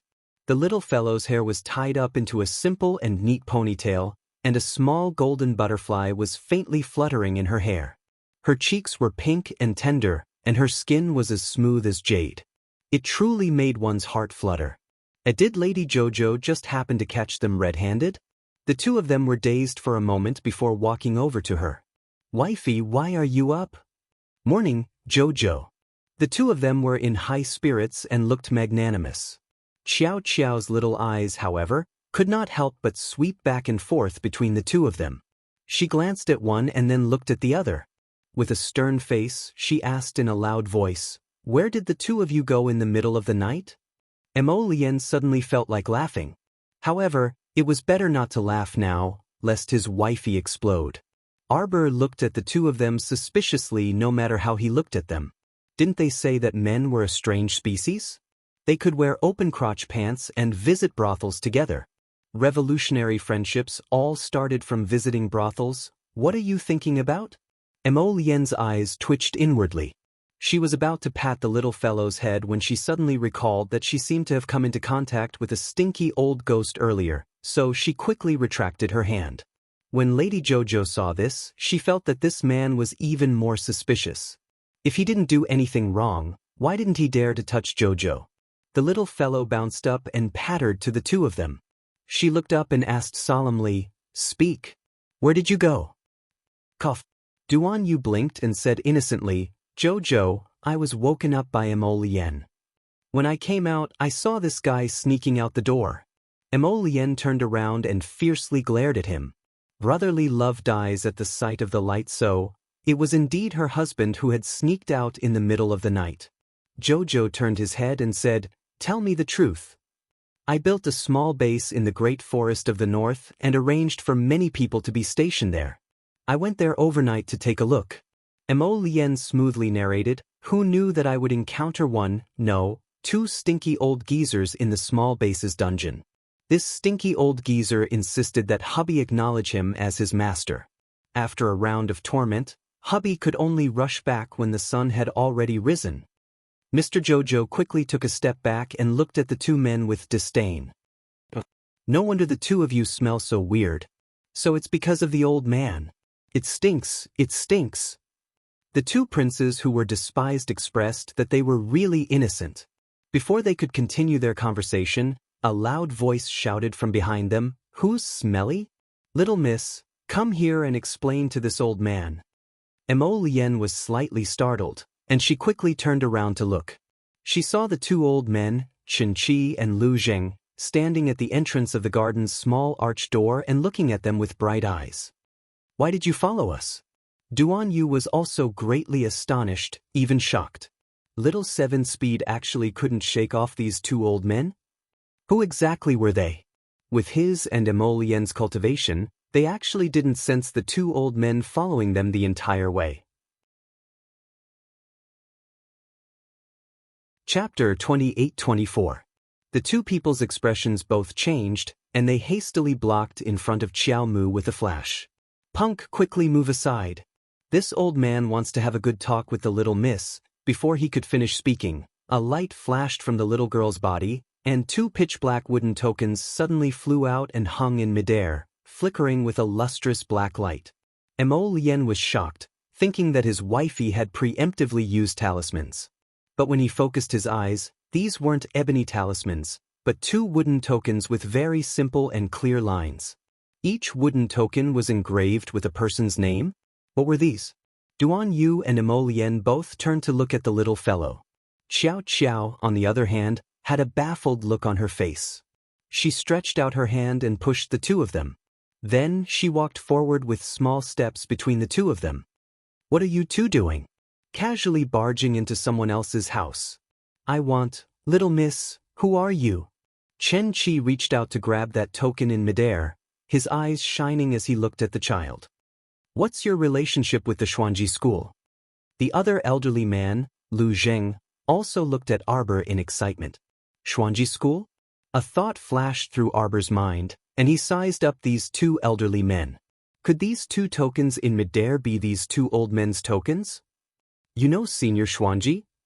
Back then in the Xuanji mystic realm, the little fellow was forced to accept this title of second-generation sect master and received several messy missions. After that, she threw this second-generation sect master title to the back of her mind. In any case, she was the only naked person in the entire Xuanji school, so this second-generation sect master title naturally existed only in name. But she didn't expect that she would unexpectedly encounter two Xuanji school disciples here today. According to Xuanji's words, these disciples with name tags were all one of the 103 first-generation disciples. Didn't the Xuanji tell her to gather all the first-generation disciples? In truth, she had long forgotten about this matter. Who the hell knew where to find those first-generation disciples? But now, it seemed that the world was this wonderful. While you were completely unprepared, a Xuanji sect disciple jumped out. "You are junior sister Xuanji's descendant?" Chen Qi asked in a trembling voice. You've seen Xuanji before, haven't you? Where have you seen her?" Yes, Xuanji. How is Xuanji now?" Lu Zheng couldn't help but ask agitatedly. How is she?" Arbor was silent for a moment and then said, "What I saw was only her afterimage. In the Xuanji mystic realm." She didn't know if she should tell these two that she had obtained the Xuanji core. She was afraid that these two people were crazy or had ulterior motives. It was her first time meeting these two old men, so she naturally couldn't trust them completely. You have our name tag in your hand," Chen Qi said excitedly. "You must be the second-generation head of our Xuanji school." The veins on Arbor's forehead throbbed slightly. Chen Qi ignored him and was still very excited. He hurriedly went forward and bowed. "Second sect leader, I am Chen Qi, the first-generation elder Chen Qi. I am Xuanji's senior brother." "Second sect leader, I am also Xuanji's senior brother. Lu Zheng hurriedly went forward and said, Second sect leader, you don't have to hold back. The two of us are absolutely sincere to Xuanji school. You can trust us completely. Yes, second sect leader, tell us more about Xuanji's situation.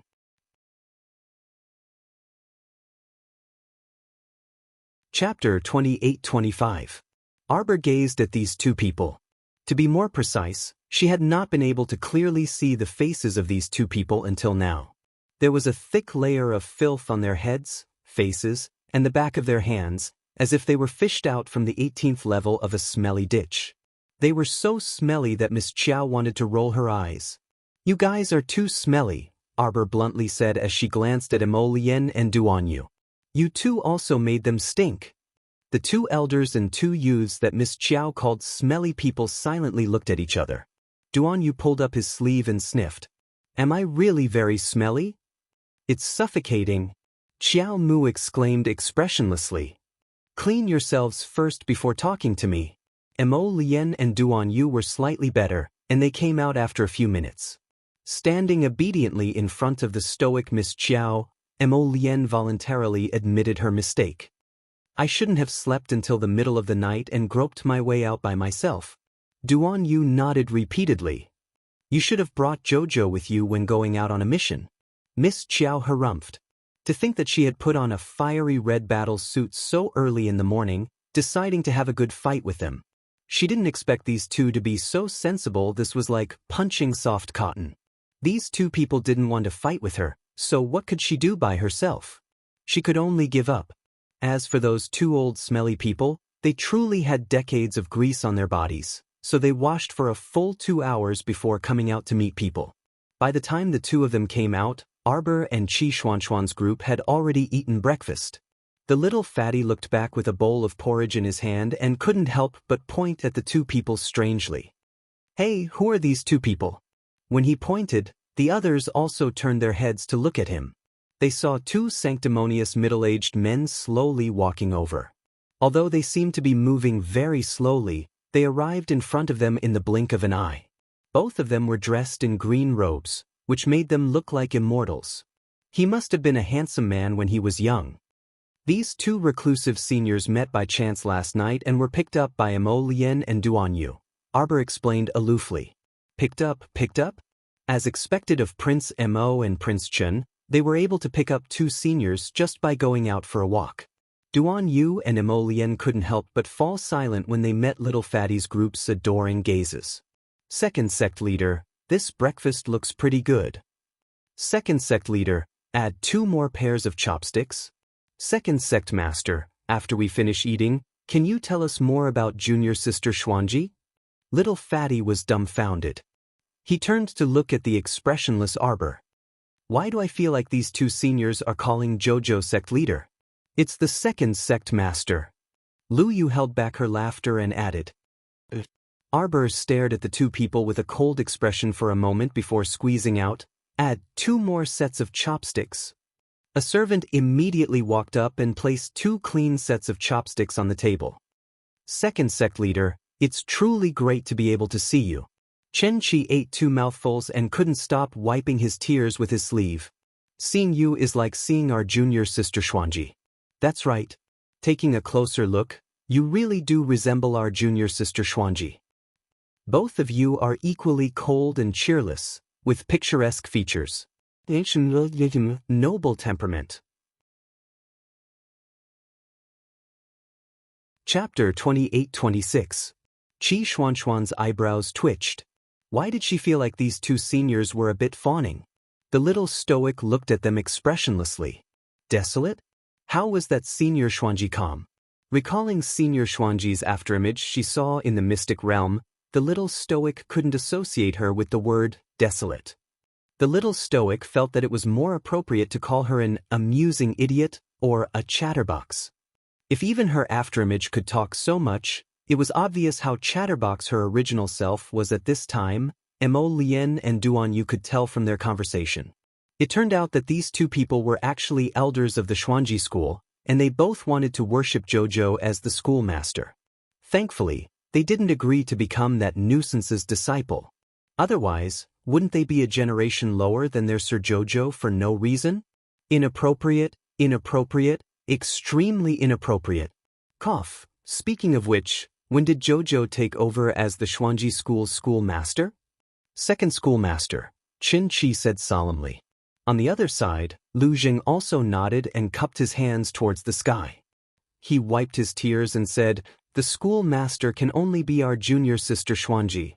Everyone ridiculed this oddball school in their minds one after another. They always felt that the little stoic had her own oddball halo. No matter what serious matter it was, it would always run wildly toward a strange fork in the road in her hands. For example, taking over a school was a very serious matter, but when it came to the little stoic, it went in the direction of a joke. "Laugh if you want to, no need to hold it in," the little stoic said coldly with a wooden face. From the corner of her eye, she could see the smile on Qi Xuanxuan's face. She couldn't hold it in any longer. Our dear Qi Xianxian hastily pressed down the corners of her mouth and said with a serious expression, How is it funny? Little fatty, what are you laughing at?" The little fatty's smile froze. When he saw the little stoic looking at him from the corner of her eye, he quickly put on a serious expression. "Jojo, cough cough, when did you take over as the schoolmaster? Why didn't we know?" "It's been a long time," the little stoic snapped. "Before I met you guys." "Second sect master, where did you discover junior sister Xuanji's mystic realm? Is it that time when the 3 sects, 5 factions, and 8 great patrician families gathered from the north, south, east, west, and east to train in the mystic beast forest?" Duan Yu chuckled. Xiao Mu expressionlessly responded with a word. She once again recalled her disastrous encounter during her experiential training in the mystic beast forest. At that time, she had even been plotted against by the disaster courting talisman and cut a sorry figure. This was a past that she really didn't want to talk about. Duan Yu's mouth twitched. He remembered that after the little fellow had disappeared from the mystic beast forest, everyone had searched for her with great fanfare. In the end, when she appeared in the Mo Kingdom capital, the little one seemed to be completely unaware, only knowing how to cultivate and cultivate. For a while, he didn't even recognize them. "Lower Star Field?" Qin Shi asked cautiously. The little stoic put on a serious expression and silently put down her chopsticks. Qin Shi started sobbing again. "Junior sister, you're too pitiful. You were actually forced to flee to the Lower Star region. So, it's all that old bastard's fault." "Right, that's right, it's him. If it weren't for that guy quarreling with our junior sister, how could our junior sister have run out of the abode and ended up falling into someone's trap? It's that old bastard who deserves to die. He married our junior sister but didn't treat her well." The 2 old men sobbed loudly when they talked about their sore spots. Chapter 28-27. Arbor silently glanced at the 2 old men. It seemed that there was a heart-wrenching, sorrowful love story between them and Senior Xuanji. Everyone imagined a touching melodramatic 4-sided love story. At the same time, they looked at the 2 old men with gossipy eyes. As the king of gossip, the little fatty couldn't help but ask, "Seniors, can you tell us about you and Senior Xuanji?" Sob, sob, sob. Chen Qi said while crying, "Junior Xuanji and I grew up together on Rosy Cloud's peak since we were 10 years old." Lu Zheng interrupted in annoyance. "Junior Xuanji was smart and lively since she was young. She was born beautiful." Chen Qi wiped his tears. "It's hard not to like her. Both of you liked Senior Xuanji at the same time." The little fatty's eyes flashed with the fire of gossip. "Who would have thought that after you grew up, an old bastard senior would appear? He was so talented and unrestrained that he attracted Senior Xuanji and abducted her." "How did you know?" Chen Qi looked surprised. The little fatty pursed his lips. "Seniors, you're underestimating my intelligence. Is it so hard to guess?" From the few words that the 2 of them had exchanged before, it was easy to deduce what they were thinking. "That's right. That old bastard abducted our junior Xuanji." Qin Shi thought of the sad part and couldn't help but call out, "Give us a pot of wine." Arbor silently took out a wine pot carved with plum blossoms and placed it in front of the 2. In the end, Everyone quickly took out wine cups from their inner worlds and rushed forward to share the wine. After 1 cup per person, the wine pot was empty. Chen Qi and Lu Zheng took a sip of the wine and sighed deeply. Then their eyes lit up. This wine is not bad. It's mellow and has a hint of the cold fragrance of plum blossoms. When I take a sip, I feel as if there are wisps of saint power flowing slowly in my body. The two of them took another sip, and Lu Zheng started sobbing again. What have we been doing for the past few decades? When Lu Zheng cried, Chen Qi cried as well. The two old men who were hundreds of years old cried miserably in front of a group of juniors. Arbor looked at Qi Xianxian speechlessly. Qi Xianxian hurriedly took out 2 pieces of leftover fabric from her pocket. He handed it to the 2 seniors and said sympathetically, "Seniors, please don't cry. Wipe your tears." Chen Qi and Lu Zheng took the piece of cloth and wiped their tears and snot as they said pitifully, "After so many years, I've finally heard some news about junior sister Xuanji. I'm both happy and upset." Second sect leader, you don't have to hide it from us. Actually, we already knew that junior sister Xuanji was dead 100 years ago. Her life tablet has been broken long ago, and her life lamp has been scattered. The afterimage you saw in the Xuanji mystic realm should be the last remnant consciousness she left behind in this world. The two of them heaved a long sigh, raised their wine glasses, and took a sip. We've been together with junior martial sister day and night, cultivating together for hundreds of years. However, it was precisely because of that time when junior sister went down the mountain to gain experience and got acquainted with that old bastard that everything changed. I really don't know what's so good about that bastard. He looks so dignified, but he's actually a cold-hearted stinky man. That's right. Junior martial sister's love was really misplaced, and her sincerity went down the drain. Who exactly is this old bastard you're talking about? Chapter 28-28. Arbor expressionlessly asked the two of them. Second sect master, you don't need to concern yourself with this matter. Chen Qi gnashed his teeth. This is a grudge between us 2 brothers. As long as this old bastard dares to show himself, us 2 brothers will definitely grind his bones to dust. Xiao Mu replied with an "oh," and the atmosphere suddenly chilled. Chen Qi opened his mouth, but he suddenly didn't know what to say. Shouldn't the second sect master say something like, "Sect master's business is my business, sect master's grudge is my grudge, and I want to avenge you together," or something impassioned like that? Why was he suddenly so mute? When Emo Lien and Duan Yu saw the 2 old men's deflated expressions, they couldn't resist bursting out in laughter. These 2 people really didn't understand Jojo at all. Lady Jojo was actually an honest person. Since someone else said she didn't need to care, then she would definitely wash her hands and not care. Seniors, looking at how you were in Beiwang Valley, could it be that, you're courting your own deaths? Chen Qi gazed deeply at Emo Lien before sighing. Ever since junior sister left with that old bastard more than 200 years ago, the 2 of us felt that there was nothing left to live for, so we simply entered closed-door cultivation. It wasn't until 100 years ago that we forcefully exited closed-door cultivation when we received news of junior sister's death. We searched for our enemies along the way to avenge junior sister. When the last enemy was also eliminated by us, we felt that life was hopeless and lacked a lot of fun. Thus, the 2 of us made a bet. Whoever died first had to be buried in junior sister's cenotaph. Chen Qi sighed in despair. I shattered the meridians in my 4 limbs and sealed off my 5 senses. I originally thought that I would definitely die. He glared fiercely at Lu Zheng.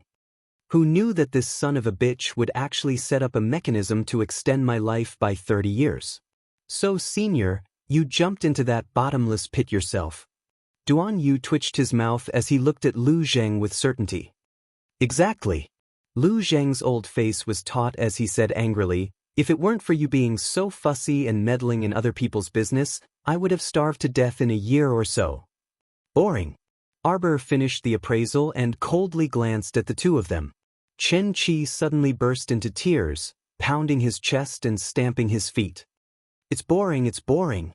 This old man also feels extremely bored. For the past 100 years, he didn't even know how he had survived. Woo-woo, Xiao Mu glanced at the bawling old man, and her gaze softened. She said faintly, "She passed away very peacefully. Her broken shadow had set up a trap in the secret realm. More than 20 generations of people have been cheated."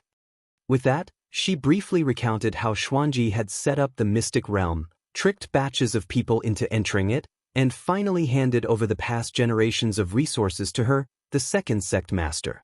Everyone was dumbfounded when they heard this. When Xuanji's two senior brothers heard this, they even smiled and nodded repeatedly. That's what our junior sister would do. She played with more than 20 generations of people. The mystic realm opened once every 10 years, and she had a lot of fun. Arbor said expressionlessly, presumably she was an open-minded person by nature. By the time she reached the final step, there was no longer a trace of resentment in her heart. What was left was probably just a trace of reluctance to leave this world. That was why this bored fellow would set up a mystic realm and find more than 20 generations of juniors to play with her.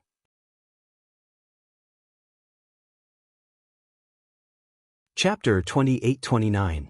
You've punished yourselves for several decades, and you've repaid your debts.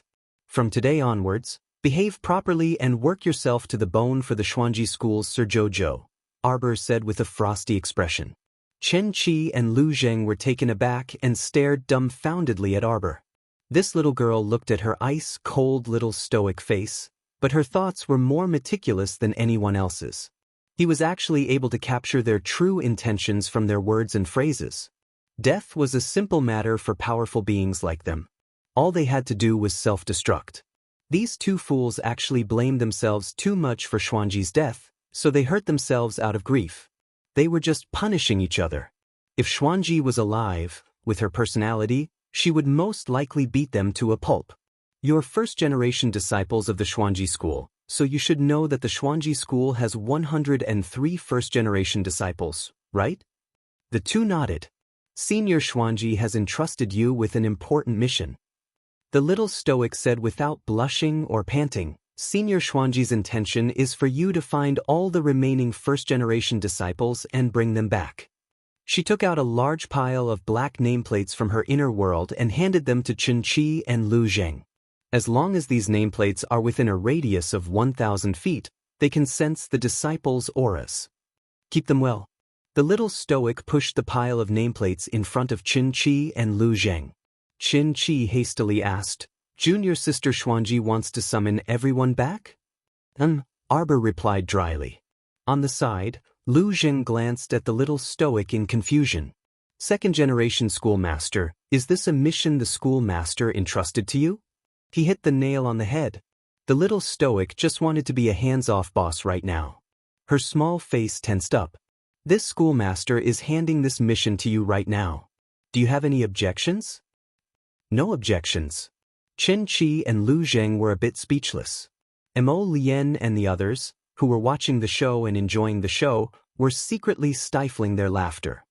From today onwards, your main mission is to find the remaining 101 first-generation disciples. Chen Qi cupped his hands in salute. Don't worry, second-generation schoolmaster, the two of us won't seek death again. This little stoic looked cold and cheerless, but everything she did actually contained good intentions. She had given them such a tedious task so that they would be busy and not have time to think about other things. Arbor glanced at them and then looked away. Let's go. Mo Lien stood up as well. They still had to rush to the practice field to watch the competition. Today was the first day of Holy Sun Mi Yan's selection in the Royal School. The competition should be very lively. Second sect master. Lu Zheng hurriedly called out to her. Before Xuanji left with that old bastard, she disbanded the Xuanji sect. After all these years, our Rosy Cloud's Peak should still be there.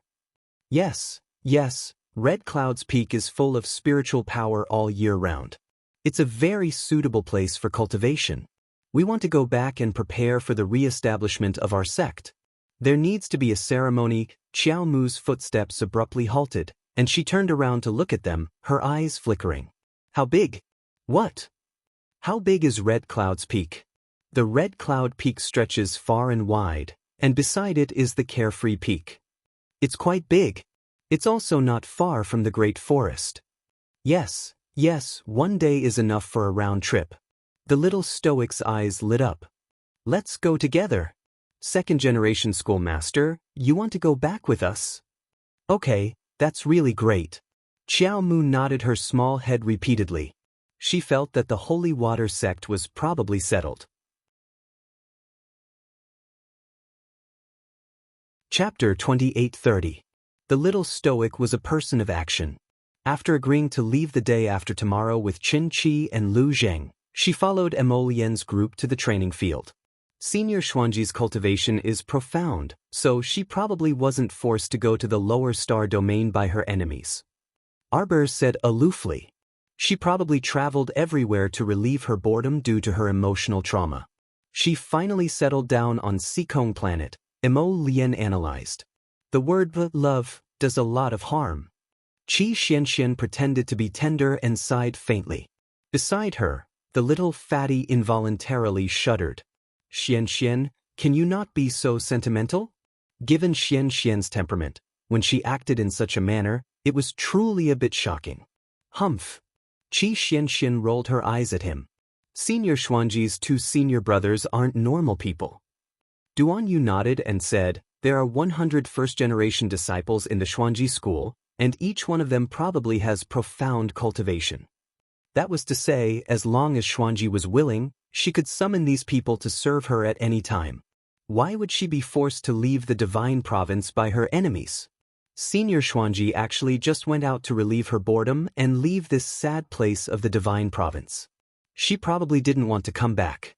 Senior Xuanji's lifespan was up, so she naturally left this world, Arbor said slowly. Qin Qi and Lu Jing should also be aware of this. I know what they're thinking. The little stoic was quick-witted and said with certainty, life is bitter and short, and their obsessions are too deep.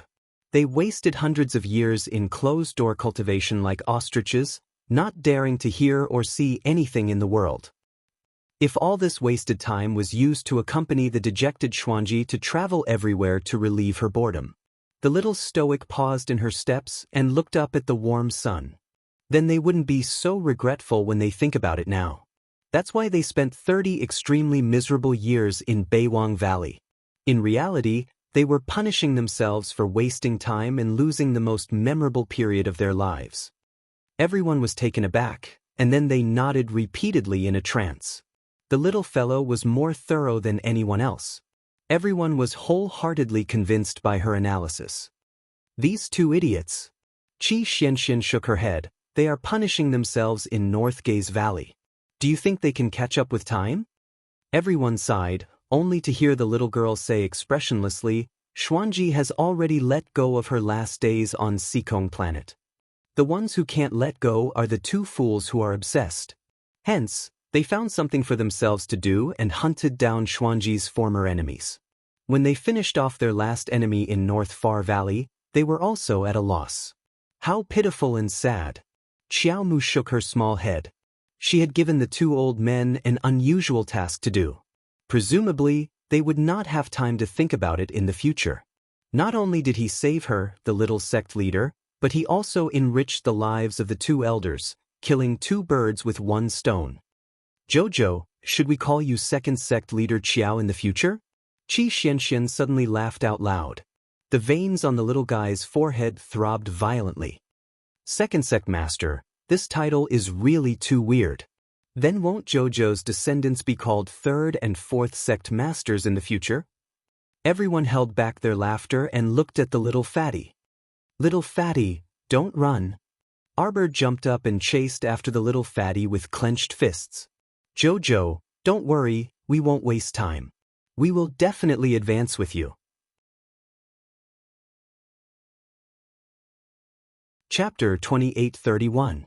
The sun hung high in the sky, and its rays were blazing. Today was the first day of the competition, so it was naturally a preliminary selection. There really wasn't much to see. The entire practice field was divided into 10 martial arts stages, and the competition would be held simultaneously. When Arbor and the others arrived, the competition was in full swing. According to Holy Sun Mi Yan's explanation, the Imperial Academy would select 30 students with decent cultivation and bring them into the Sun-Moon mystic realm to search for treasures. On the contrary, Xiao Mu disapproved of that treasure hunt or whatever. It wasn't the first time the Sun-Moon mystic realm opened, and the people from the Sun-Moon Shrine had entered who knew how many times. Who the hell knew what was left inside the Sun-Moon mystic realm? On the other hand, Little Fatty and the others were rather interested. As soon as they reached the arena, they waved at Arbor and said, "Jojo, we're going to compete first." There were 10 martial arts stages, so they could register for the competition at any of them. Duan Yu didn't have much interest in the Sun-Moon mystic realm, but since everyone was going, it was naturally pointless for him to stay at the Imperial Academy alone. Hence, he thought that it would be good to get a spot and train with them. Hence, he also waved his paw at Arbor and followed Little Fatty to the martial arts stage on the side. Ali. Like a butterfly flitting through flowers, Commandery Princess Xiang Chang dashed to Duan Yu and cheerfully exclaimed, "I finally see you again." Duan Yu didn't even bother to look at her and brushed past her. "Don't block the way." However, Commandery Princess Xiang Chang didn't mind his icy attitude at all and chuckled as she followed him. "You're also here to participate in the competition for spots, right? Let's go together, okay? Ali, when we enter the Sun-Moon mystic realm, let's form a team together, okay? Although my cultivation isn't high, my attainments in medicinal pills are pretty good. If we form a team, I can provide you with pills, Ali?" "Ali." Commandery Princess Xiang Chang stomped her feet and hastily chased after him. However, Duan Yu walked faster and faster, and he arrived at a martial arts stage in the blink of an eye. Both anxious and angry, Commandery Princess Xiang Chang chased after him. She almost bumped into someone head-on. Xiang Chang Commandery Princess paused and stood still. When she saw who it was, she couldn't help but feel angry. "Huanxiu, what are you doing?" Wu Huanxiu couldn't bear to look at this stupid woman. "Xiangcheng, Prince Qin is ignoring you. Why do you keep chasing after him?" "Who said that Brother Ali is ignoring me?" Xiangchang Commandery Princess stomped her feet and said, "Even if Brother Ali ignores me now, it doesn't mean that he will ignore me in the future. As long as I work hard enough, I'll definitely be able to impress him." Wu Huanxiu sighed and rolled her eyes. "Don't be so busy.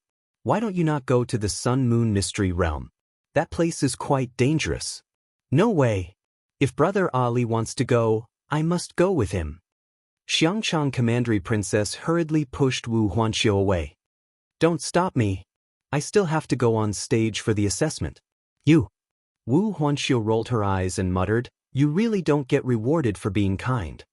Her gaze followed the crowd and landed on the little stoic, who was leisurely watching the show from the side. Judging from Holy Sun Mi Yan's tone, this crown princess of the Divine Province had long obtained a blank jade tablet to enter the mystic realm. She came to watch the competition purely to join in the fun. Truly, different people had different fates. Wu Huanxiu pursed her lips. She still had to fight bitterly later. Lord Holy Sun has arrived. Chapter 28-32. Arbor looked back and saw Holy Sun Mi Yan slowly walking over from the parted crowd with a cold and handsome face, wearing an ethereal white robe. He truly looked like an old swindler. This Holy Sun's age was probably around 100 years old. All the students stepped forward to greet Holy Sun Mi Yan. The saint had a cold expression on his face as he nodded at the people around him. His gaze also landed on the little stoic through the crowd, and his brows involuntarily creased. Holy Sun Mi Yan simply felt unbearable because he couldn't eat or sleep well these past 2 days. Wherever this Sir Holy Sun went, he would be revered and treated with hospitality. Only this black-hearted couple, Mo Lien and Arbor, would dare to treat him like this. Divine Province's Crown Prince, Crown Princess, you came here so early in the morning. Do you also want to compete on stage? As soon as Holy Sun Mi Yan finished speaking, a weapon fell to the ground with a clang from the martial arts stage next to them. Everyone raised their heads to look at the guy who had dropped his weapon during the battle. That child's face was ashen as he looked in Arbor's direction in horror. Fuck, this punk didn't drop his weapon because he heard the words, Crown Princess, Right, Sir Jojo expressionlessly glanced at the martial arts stage before retracting his gaze and walking to the other stages. He wasn't interested in watching two weaklings compete. The little crown princess didn't even say a word to Mi Yen, angering Holy Son Mi Yen so much that his saint-like handsome face almost couldn't maintain its facade. On the side, the little priest couldn't resist whispering, "Sir Holy Son, it'll be fine if we don't provoke that little fiend." Holy Son Mi Yen couldn't resist punching that priest's head. "Shut up." Everyone's mouths twitched, and they felt that the noble and lofty image of Sir Holy Son seemed to have faded away. Mi Yan's current thoughts should be, so angry, so angry, so angry. Realizing that his actions just now were somewhat inappropriate, he turned his head with a cold expression and asked the instructor beside him, "How's the competition going?" "The audition will probably be completed in the afternoon. Right now, the 10 stages have already been through more than 10 battles. The one currently in first place is the Duan clan's third young master, Duan Tinya." "Good." A thunderous roar erupted in front of a martial arts stage. The moment Arbor and Emolien walked over, they happened to see a student being knocked down from the ring. He rolled on the ground and landed in front of them. His body trembled for a long time, but he couldn't stand up. "Third young Master Duan is too amazing. Third young Master Duan. Third young Master Duan." Below the battle stage, a group of third young Master Duan's male and female fans screamed and laughed. Third young Master Duan already has 850 points. It's currently ranked first. As expected of my third young Master Duan. Whoa, look at his stern face. It's truly handsome and unrestrained. All kinds of love-struck voices assaulted them. With a cold face, the little stoic pushed aside two women who were praising third young Master Duan with extravagant praise. "Please make way." This cold face could very easily extinguish everyone's boiling emotions. Those two women were stupefied, and their screams and cheers were doused in their throats by the little stoic's cold water. Emolien lowered her eyes in amusement. Chapter 28:33. Duan Tinya hugged his sword as he stood on the stage, his cold gaze sweeping over the stoic face and Prince Emo. His gaze landed behind the two of them as he jumped off the stage with a whoosh. "Third young Master Duan isn't going to continue? Are you dumb? As long as third young Master Duan is standing on the stage, who would dare challenge him? Of course, third young Master Duan can only walk from one stage to another and find his own opponent." "That's true. There aren't any rules in this competition anyways. The more consecutive victories, the greater the number of points gained. Third young Master Duan is so young and about to break through to the spirit realm. There probably aren't many people in the entire academy who can match him in strength. I can't even count how many consecutive victories third young Master Duan has had. Third young Master Duan is here, third young Master Duan is here." The students watching from the other side of the stage started cheering. Not all students were allowed to participate in the competition. Those who were participating were mostly from the Hall of Cultivation. Those from the other support subjects were basically done for. Those with a decent cultivation base could still give it a try, but those with a weak cultivation base should just stay put and watch the show. Although the academy didn't have any requirements for the selection, none of those who signed up were below the 6th level. Qi Xianxian, for example, had just reached the 6th level. She'd been booed the first 2 times when she'd gone up to compete. However, everyone was a bit dumbfounded when they met. Although this little girl's cultivation wasn't all that great, she could easily kill a 9th level spirit master. The main reason was because the little girl had 2 beasts on her first move. Once Xianxian went up on stage, she summoned her spirit beast, the golden mane lion, without a second thought. This spirit beast was awe-inspiring, and judging from its attacks and speed, it looked like it was about to break through to the 15th level of the spirit realm. This wasn't the end of it. The most frightening thing was that the little girl waved her hand again, and a snow eagle with shocking speed immediately pounced out from beside her. Why did she have 2 contracted beasts? This was what everyone didn't understand. Those who were knowledgeable immediately understood after a glance. They pointed at the faintly discernible summon character on the snow eagle's forehead and exclaimed, "It's a summoned beast. This little girl has a summoned beast by her side. Oh my god. This little 6th rank spirit master actually had 2 beasts protecting him. How was he going to fight?"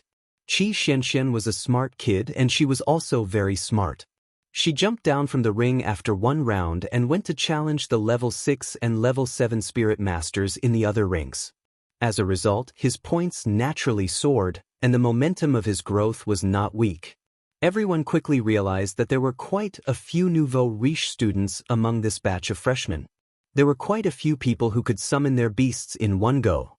What's going on? Could it be that these days, summoning charms were like cabbages that could be picked up at will? Everyone couldn't believe their eyes. Some students even reached out to rub their eyes and pinched their arms hard. It doesn't hurt? I feel like I'm dreaming. Stop fucking bullshitting. You pinched my arm, why would it hurt? I see summoned beasts everywhere. What's going on? Is the Zhen Duobao auction house selling summoning charms again recently? Dream on. The Zhen Duobao auction house sold a summoning charm for an astronomical price a few years ago, and that was because the family was in urgent need of money. Even the talisman patrician families can't draw summoning charms anymore. Do you think summoning charms are cabbages?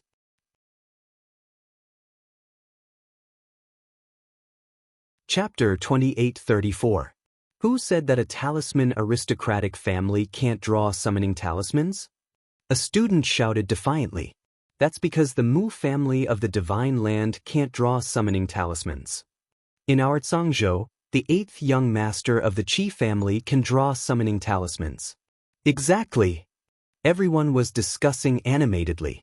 Suddenly, someone shouted, "Third young master Duan is going to challenge someone again."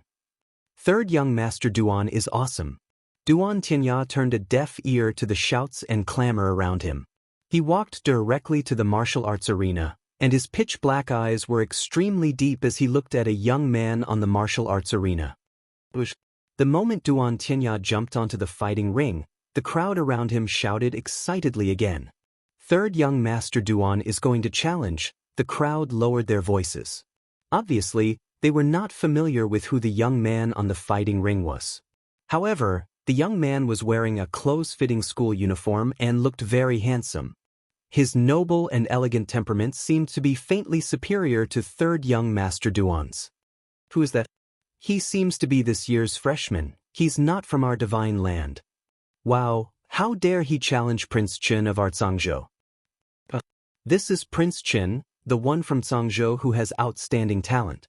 Rong Li was in the crowd and looked at the 2 young men standing opposite each other on the fighting ring with a complicated expression. A faint coldness flashed across his eyes. He didn't expect that the people who had chased and intercepted this guy all the way were useless. They were all a bunch of good-for-nothings. Rong Li didn't want to watch anymore. When he was about to turn around and leave, he saw the crown prince and the crown princess standing not far behind him. Of course, he couldn't pretend that he didn't see them. He could only force a smile and walked forward to greet them. "Crown Prince, Crown Princess, I've heard a lot about you. You are..." A trace of surprise appeared in Imo Lian's eyes. This made Rong Li feel like he was being put on the spot. What the hell? He was really a crown prince from a corner of the lower star area. He couldn't even recognize the crown prince of Tsong Prefecture? The corner of Rong Li's mouth twitched as he suppressed the displeasure in his heart. He cupped his hands and said with a smile, "I am Rong Li's elder brother." When the little stoic heard this person's name, she immediately turned hostile and mercilessly threw an icicle at him. Rong Li was stunned. In the past 2 days, he had seen and heard very clearly that the crown princess of the Divine Land was not to be trifled with. So he just came to greet him politely? Was there something wrong with the crown princess of the Divine Land? To think that he would suddenly attack him. Was she going to argue with everyone she met?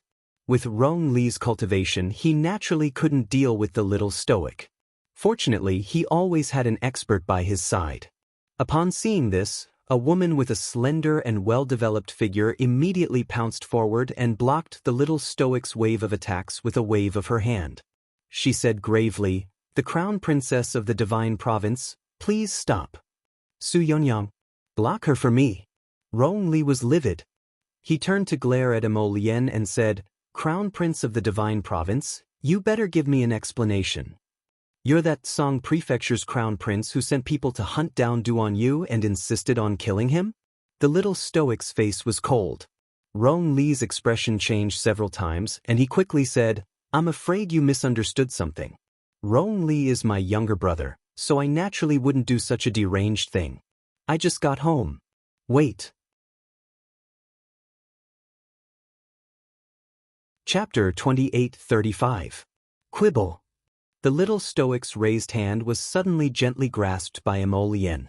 He turned to smile at her before looking up at Rong Li and asking, Sangzhou's crown prince, aren't you leaving yet? Were they waiting to be humiliated if they didn't leave? Rong Li's expression was extremely unsightly from anger. However, he couldn't put on airs as Sangzhou's crown prince in the academy. Of course, even if he put on airs, it was hard to say whether they would accept it. After receiving a rebuff from the little stoic, Rong Li turned around with a black face and left with Su Yonyang. His resentment towards Duan Yu increased by another stroke. How did this Duan Yu inexplicably have such a good relationship with the Divine Province's crown prince and crown princess? This made him even more vigilant against this person. As expected, he was a scheming and resourceful fellow. He must think of a way to deal with him. I want to beat him up, the little stoic said expressionlessly as she glared at Rong Li's departing figure. When she saw the scheming glint in his eyes as he approached her and Mo Lien, she recalled how Duan Yu, that pitiful fellow, had been bullied countless times by this so-called big brother of his back in Sangzhou. This Rong Li was truly hilarious. Did he think that he could still be on good terms with the Divine Province's crown prince and crown princess with his character? Mo Lien silently twitched her mouth. Duan Yu, this scoundrel, usually pretended to be pitiful, making Jojo really think that this pitiful fellow had suffered a lot in Sangzhou. According to his understanding of his love rival, this guy was definitely doing well in Sangzhou and definitely had a good life. Sir Jojo was still ridiculing, look at that Sangzhou's crown prince and then look at Duan Yu. They really don't look like they have the same father. He's so dejected, not like big brother Duan Yu at all. Just like you and the king of Giant Pain's heir. You're clearly cousins, but you're completely different. As expected, the dragon has 9 sons. They can dig holes, burrow into the ground, gnaw at the corners, and have everything. Mo Lien secretly suppressed her belly full of laughter and reached out to hold the little fellow's hand. Actually, Rong Li wasn't that bad no matter how you looked at it. Rong Li could be considered a talent. Arbor raised his head expressionlessly and saw third young master Duan rapidly retreating from the arena. His body swayed for a moment before he managed to steady himself. The little stoic's eyes brightened, and she pattered up to third young master Duan and announced in a crisp voice, "You've lost." As it turned out, while the two of them were speaking with Rong Li, third young master Duan had already exchanged blows with Duan Yu, and he quickly retreated in defeat. As soon as Duan Tianya turned around, he saw a stoic face with a hint of schadenfreude on it standing not far away from him. Duan Yu also floated down the stage and approached Arbor with a grin. Jojo, I won. Mo Lien rolled her eyes and reached out to block his approaching smile. She ridiculed in her mind, you're a transcendent stage scoundrel, posturing and concealing your aura to fight a guy who hasn't broken through to the transcendent stage. What's there to celebrate about winning? Duan Yu forcefully flung away Mo Lien's paw and circled around to Sir Jojo's other side with a grin. Jojo, I'm awesome, right? Sir Jojo nodded and ruefully thought. The youth I thought was a weak chicken the first time I met him had already grown to this extent. Duan Tianya wasn't angry. He tilted his head and looked at Duan Yu, extending his hand openly. I'm Duan Tianya. Duan Yu. A pair of hands clasped together for a moment before loosening. Chapter 28:36. A faint smile appeared on Duan Tianya's icy face. Grandfather mentioned you a while ago. Come home and visit when you have time. Duan Yu nodded in agreement. Ever since he returned to Tsong province, he indeed hadn't visited his own family. Duan Tianya was the first person he met. This person seemed to be quite nice. Duan Yu retracted his gaze and turned to Arbor.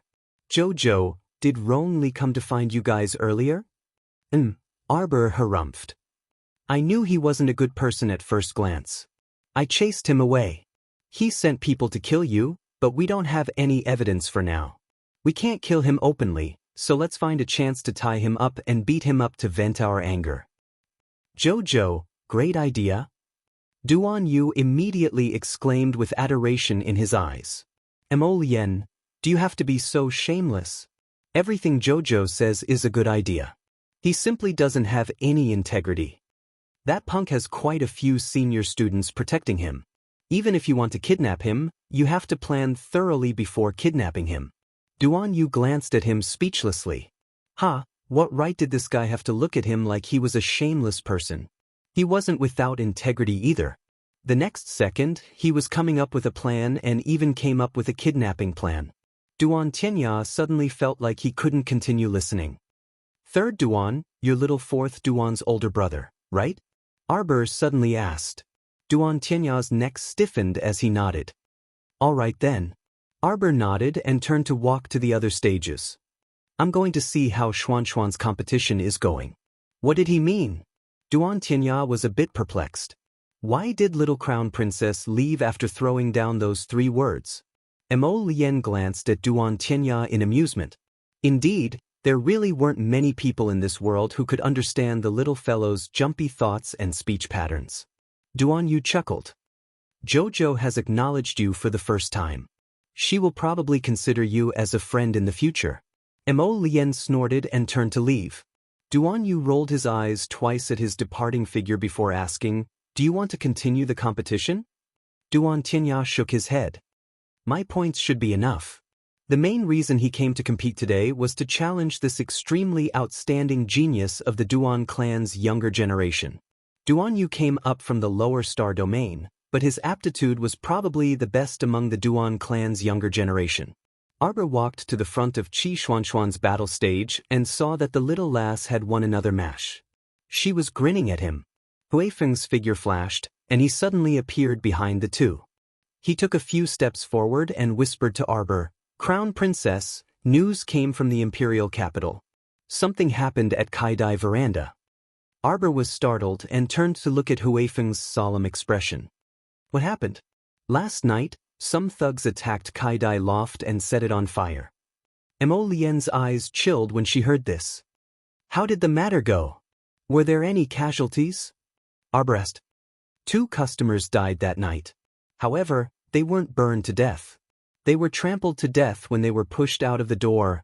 Huifeng's expression turned increasingly unsightly when he mentioned this. Saishio was burned, and her injuries are quite serious.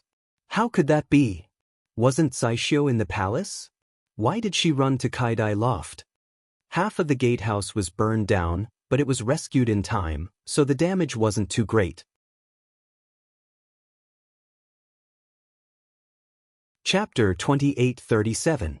Arbor and Mo Lien looked at each other and whispered, I have to go back and take a look. I'll go back with you. Arbor reached out and squeezed Mo Lien's hand. She pulled him out of the crowd and whispered to him, Stay here and keep an eye on Mayan. Xian and the rest still had to continue the competition in the next few days. If they both left, who knew if Mayan would take the opportunity to make things difficult for her companions? Don't worry. I use a teleportation talisman array. It will take at most a day to go back and forth. The little fellow winked at him rather smugly. I have already advanced to an Earth rank Great Talisman Master. The Earth rank teleportation talisman array that I created can teleport up to 50 kilometers away and can teleport up to 20 people. It can teleport up to 12 times in a row. Lien, aren't I awesome? Mo Lien looked down at her with a smile. His treasure's eyes were practically shining when she talked about the talisman array that she created. It was obvious that she was very pleased with herself. But it was also true. It was not easy to become an Earth-rank talisman master at her age and create such a powerful teleportation talisman array. She was indeed extraordinary. If the little fellow had a tail behind her, it would definitely be wagging left and right. My Jojo is really amazing. Mo Lien reached out and pulled her to his side, rubbing her little face with his fingers. Arbor was a little happy. After thinking about it, he also felt that he was quite amazing. The teleportation talisman arrays that she created now could set directions. As long as the general direction was correct, the teleportation distance would not deviate too much. Lady Qiao raised her head and looked at him, her eyes sparkling as she said, "The teleportation talisman array made from this kind of jade talisman can be used up after replenishing its talisman energy. After resting for a day, it can be used again tomorrow." Therefore, she had prepared 3 sets of teleportation talisman arrays. If she could teleport up to 36 times in a row, she would probably reach the outskirts of Sovereign Capital. If she did not have enough teleportation talisman arrays, she could just run to Fish Orchid Planet and draw a few more sets. It was not difficult at all. With the talisman in hand, there was no need to worry about not being able to go and return quickly. Mo Lien was originally a bit gloomy, but when he heard Xiao Qiao's words, he immediately beamed with joy. That's right, under normal circumstances, even with the Crimson Firmament Blue Wave ship, it would still take 5 to 6 days to make a round trip. Jojo's talisman array was really wait a minute? Mo Lien blinked. Suddenly, she grabbed the little fellow's hand and asked in confusion, "Jojo, since the teleportation glyph array is so fast, why didn't we use the glyph array when we first came?"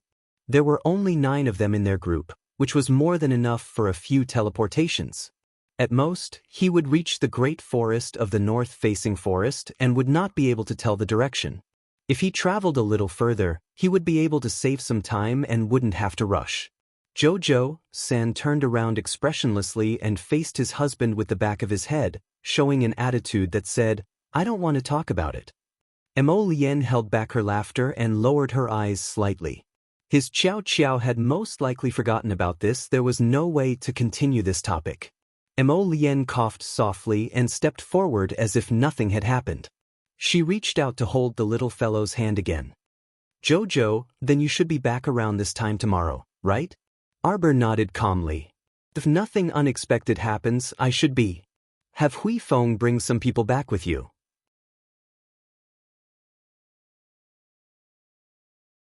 Chapter 28:38. Arbor nodded and looked up at him. "It's fine. Those people probably can't do anything big." Burn down Kaidai Pavilion?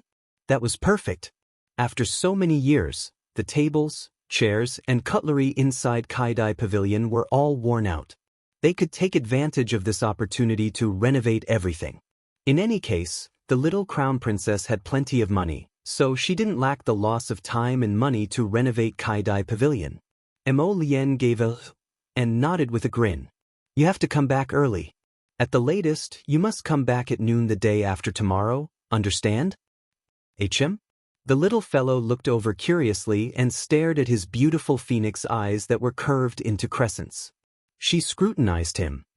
"Are you hiding something from me?" "What could I be hiding?" Mo Lien pulled her into his embrace and nuzzled his head against hers. "I just miss you. You keep running away from me, and I get flustered when you run far away." Miss Qiao wanted to laugh, but she suppressed her smile with a serious expression. She raised her small hand and stroked his hair. "Be good in the academy. Don't always get into a dogfight with Duan Yu." After saying that, without waiting for the stiff-faced Prince Mo to react, she broke free from his embrace with a hearty laugh and called out to Hui Feng, "Let's go, Hui Feng." Duan Yu was walking over, and he was nearly blinded by the little lady's resplendent smile. His eyes seemed to be lit up by the sun, moon, and stars, and his rippling peach blossom eyes were brimming with smiles. "Where you going, Jojo?" Jojo smiled. When she smiled, it was as if the first snow had scattered and the plum blossoms had bloomed. Her entire person radiated with radiant vitality, truly making people unable to shift their eyes away. "I'm going back for a bit. I'll be back tomorrow." The little lady waved her hand, and 24 jade talismans swiftly lined up in a row and circled around her. "Get along well with Lien, okay?" The little lady exhorted and received a muffled "oh" from Duan Yu. She then pulled Hui Feng and disappeared from the teleportation talisman matrix. This move was truly a bit shocking. Although the little girl did not deliberately show this in front of others, there were quite a few people who saw the teleportation array light up and the little girl disappear. When Mu Xingshan ran over, his eyes involuntarily lit up as he stared at Duan Yu and asked, "Teleportation talisman matrix. Was Jojo using a teleportation talisman matrix just now?" That's right, that's right. When Duan Yu saw Mo Lian walking towards him, he pursed his lips in annoyance. Jojo left in such a hurry. Are you going back alone? Mo Lian nodded, and his gaze swept past his brother-in-law. Wasn't this brother-in-law a little too agitated these past few days? He raised his eyes and swept his gaze across the crowd. He only caught a glimpse of the corner of a red robe. It wasn't an illusion. Someone had been staring at them all this while. Mu Rochuan ran so fast that after turning a corner and hiding under the eaves, she was still gasping for breath. What did she see? Teleportation glyph formation. It was a teleportation talisman matrix. Arbor actually knew how to draw a teleportation talisman matrix. But she didn't believe it, she didn't believe it. How could Arbor draw a teleportation talisman matrix that even she didn't know? Could it be that she wasn't the one who drew that teleportation talisman matrix? Then what kind of expert was guiding her behind the scenes to be able to casually gift her a teleportation talisman matrix? This was quite generous. Mu Rochuan kept gasping for breath. You're tuning in to the Passion Pages YouTube channel. We're so grateful for your support, and don't forget to subscribe to join us on this incredible journey through captivating stories. Your generosity through donations truly makes a world of difference, as it's the primary source of revenue that allows me to expand and enhance this channel for you. Thank you from the bottom of my heart for being a part of this adventure.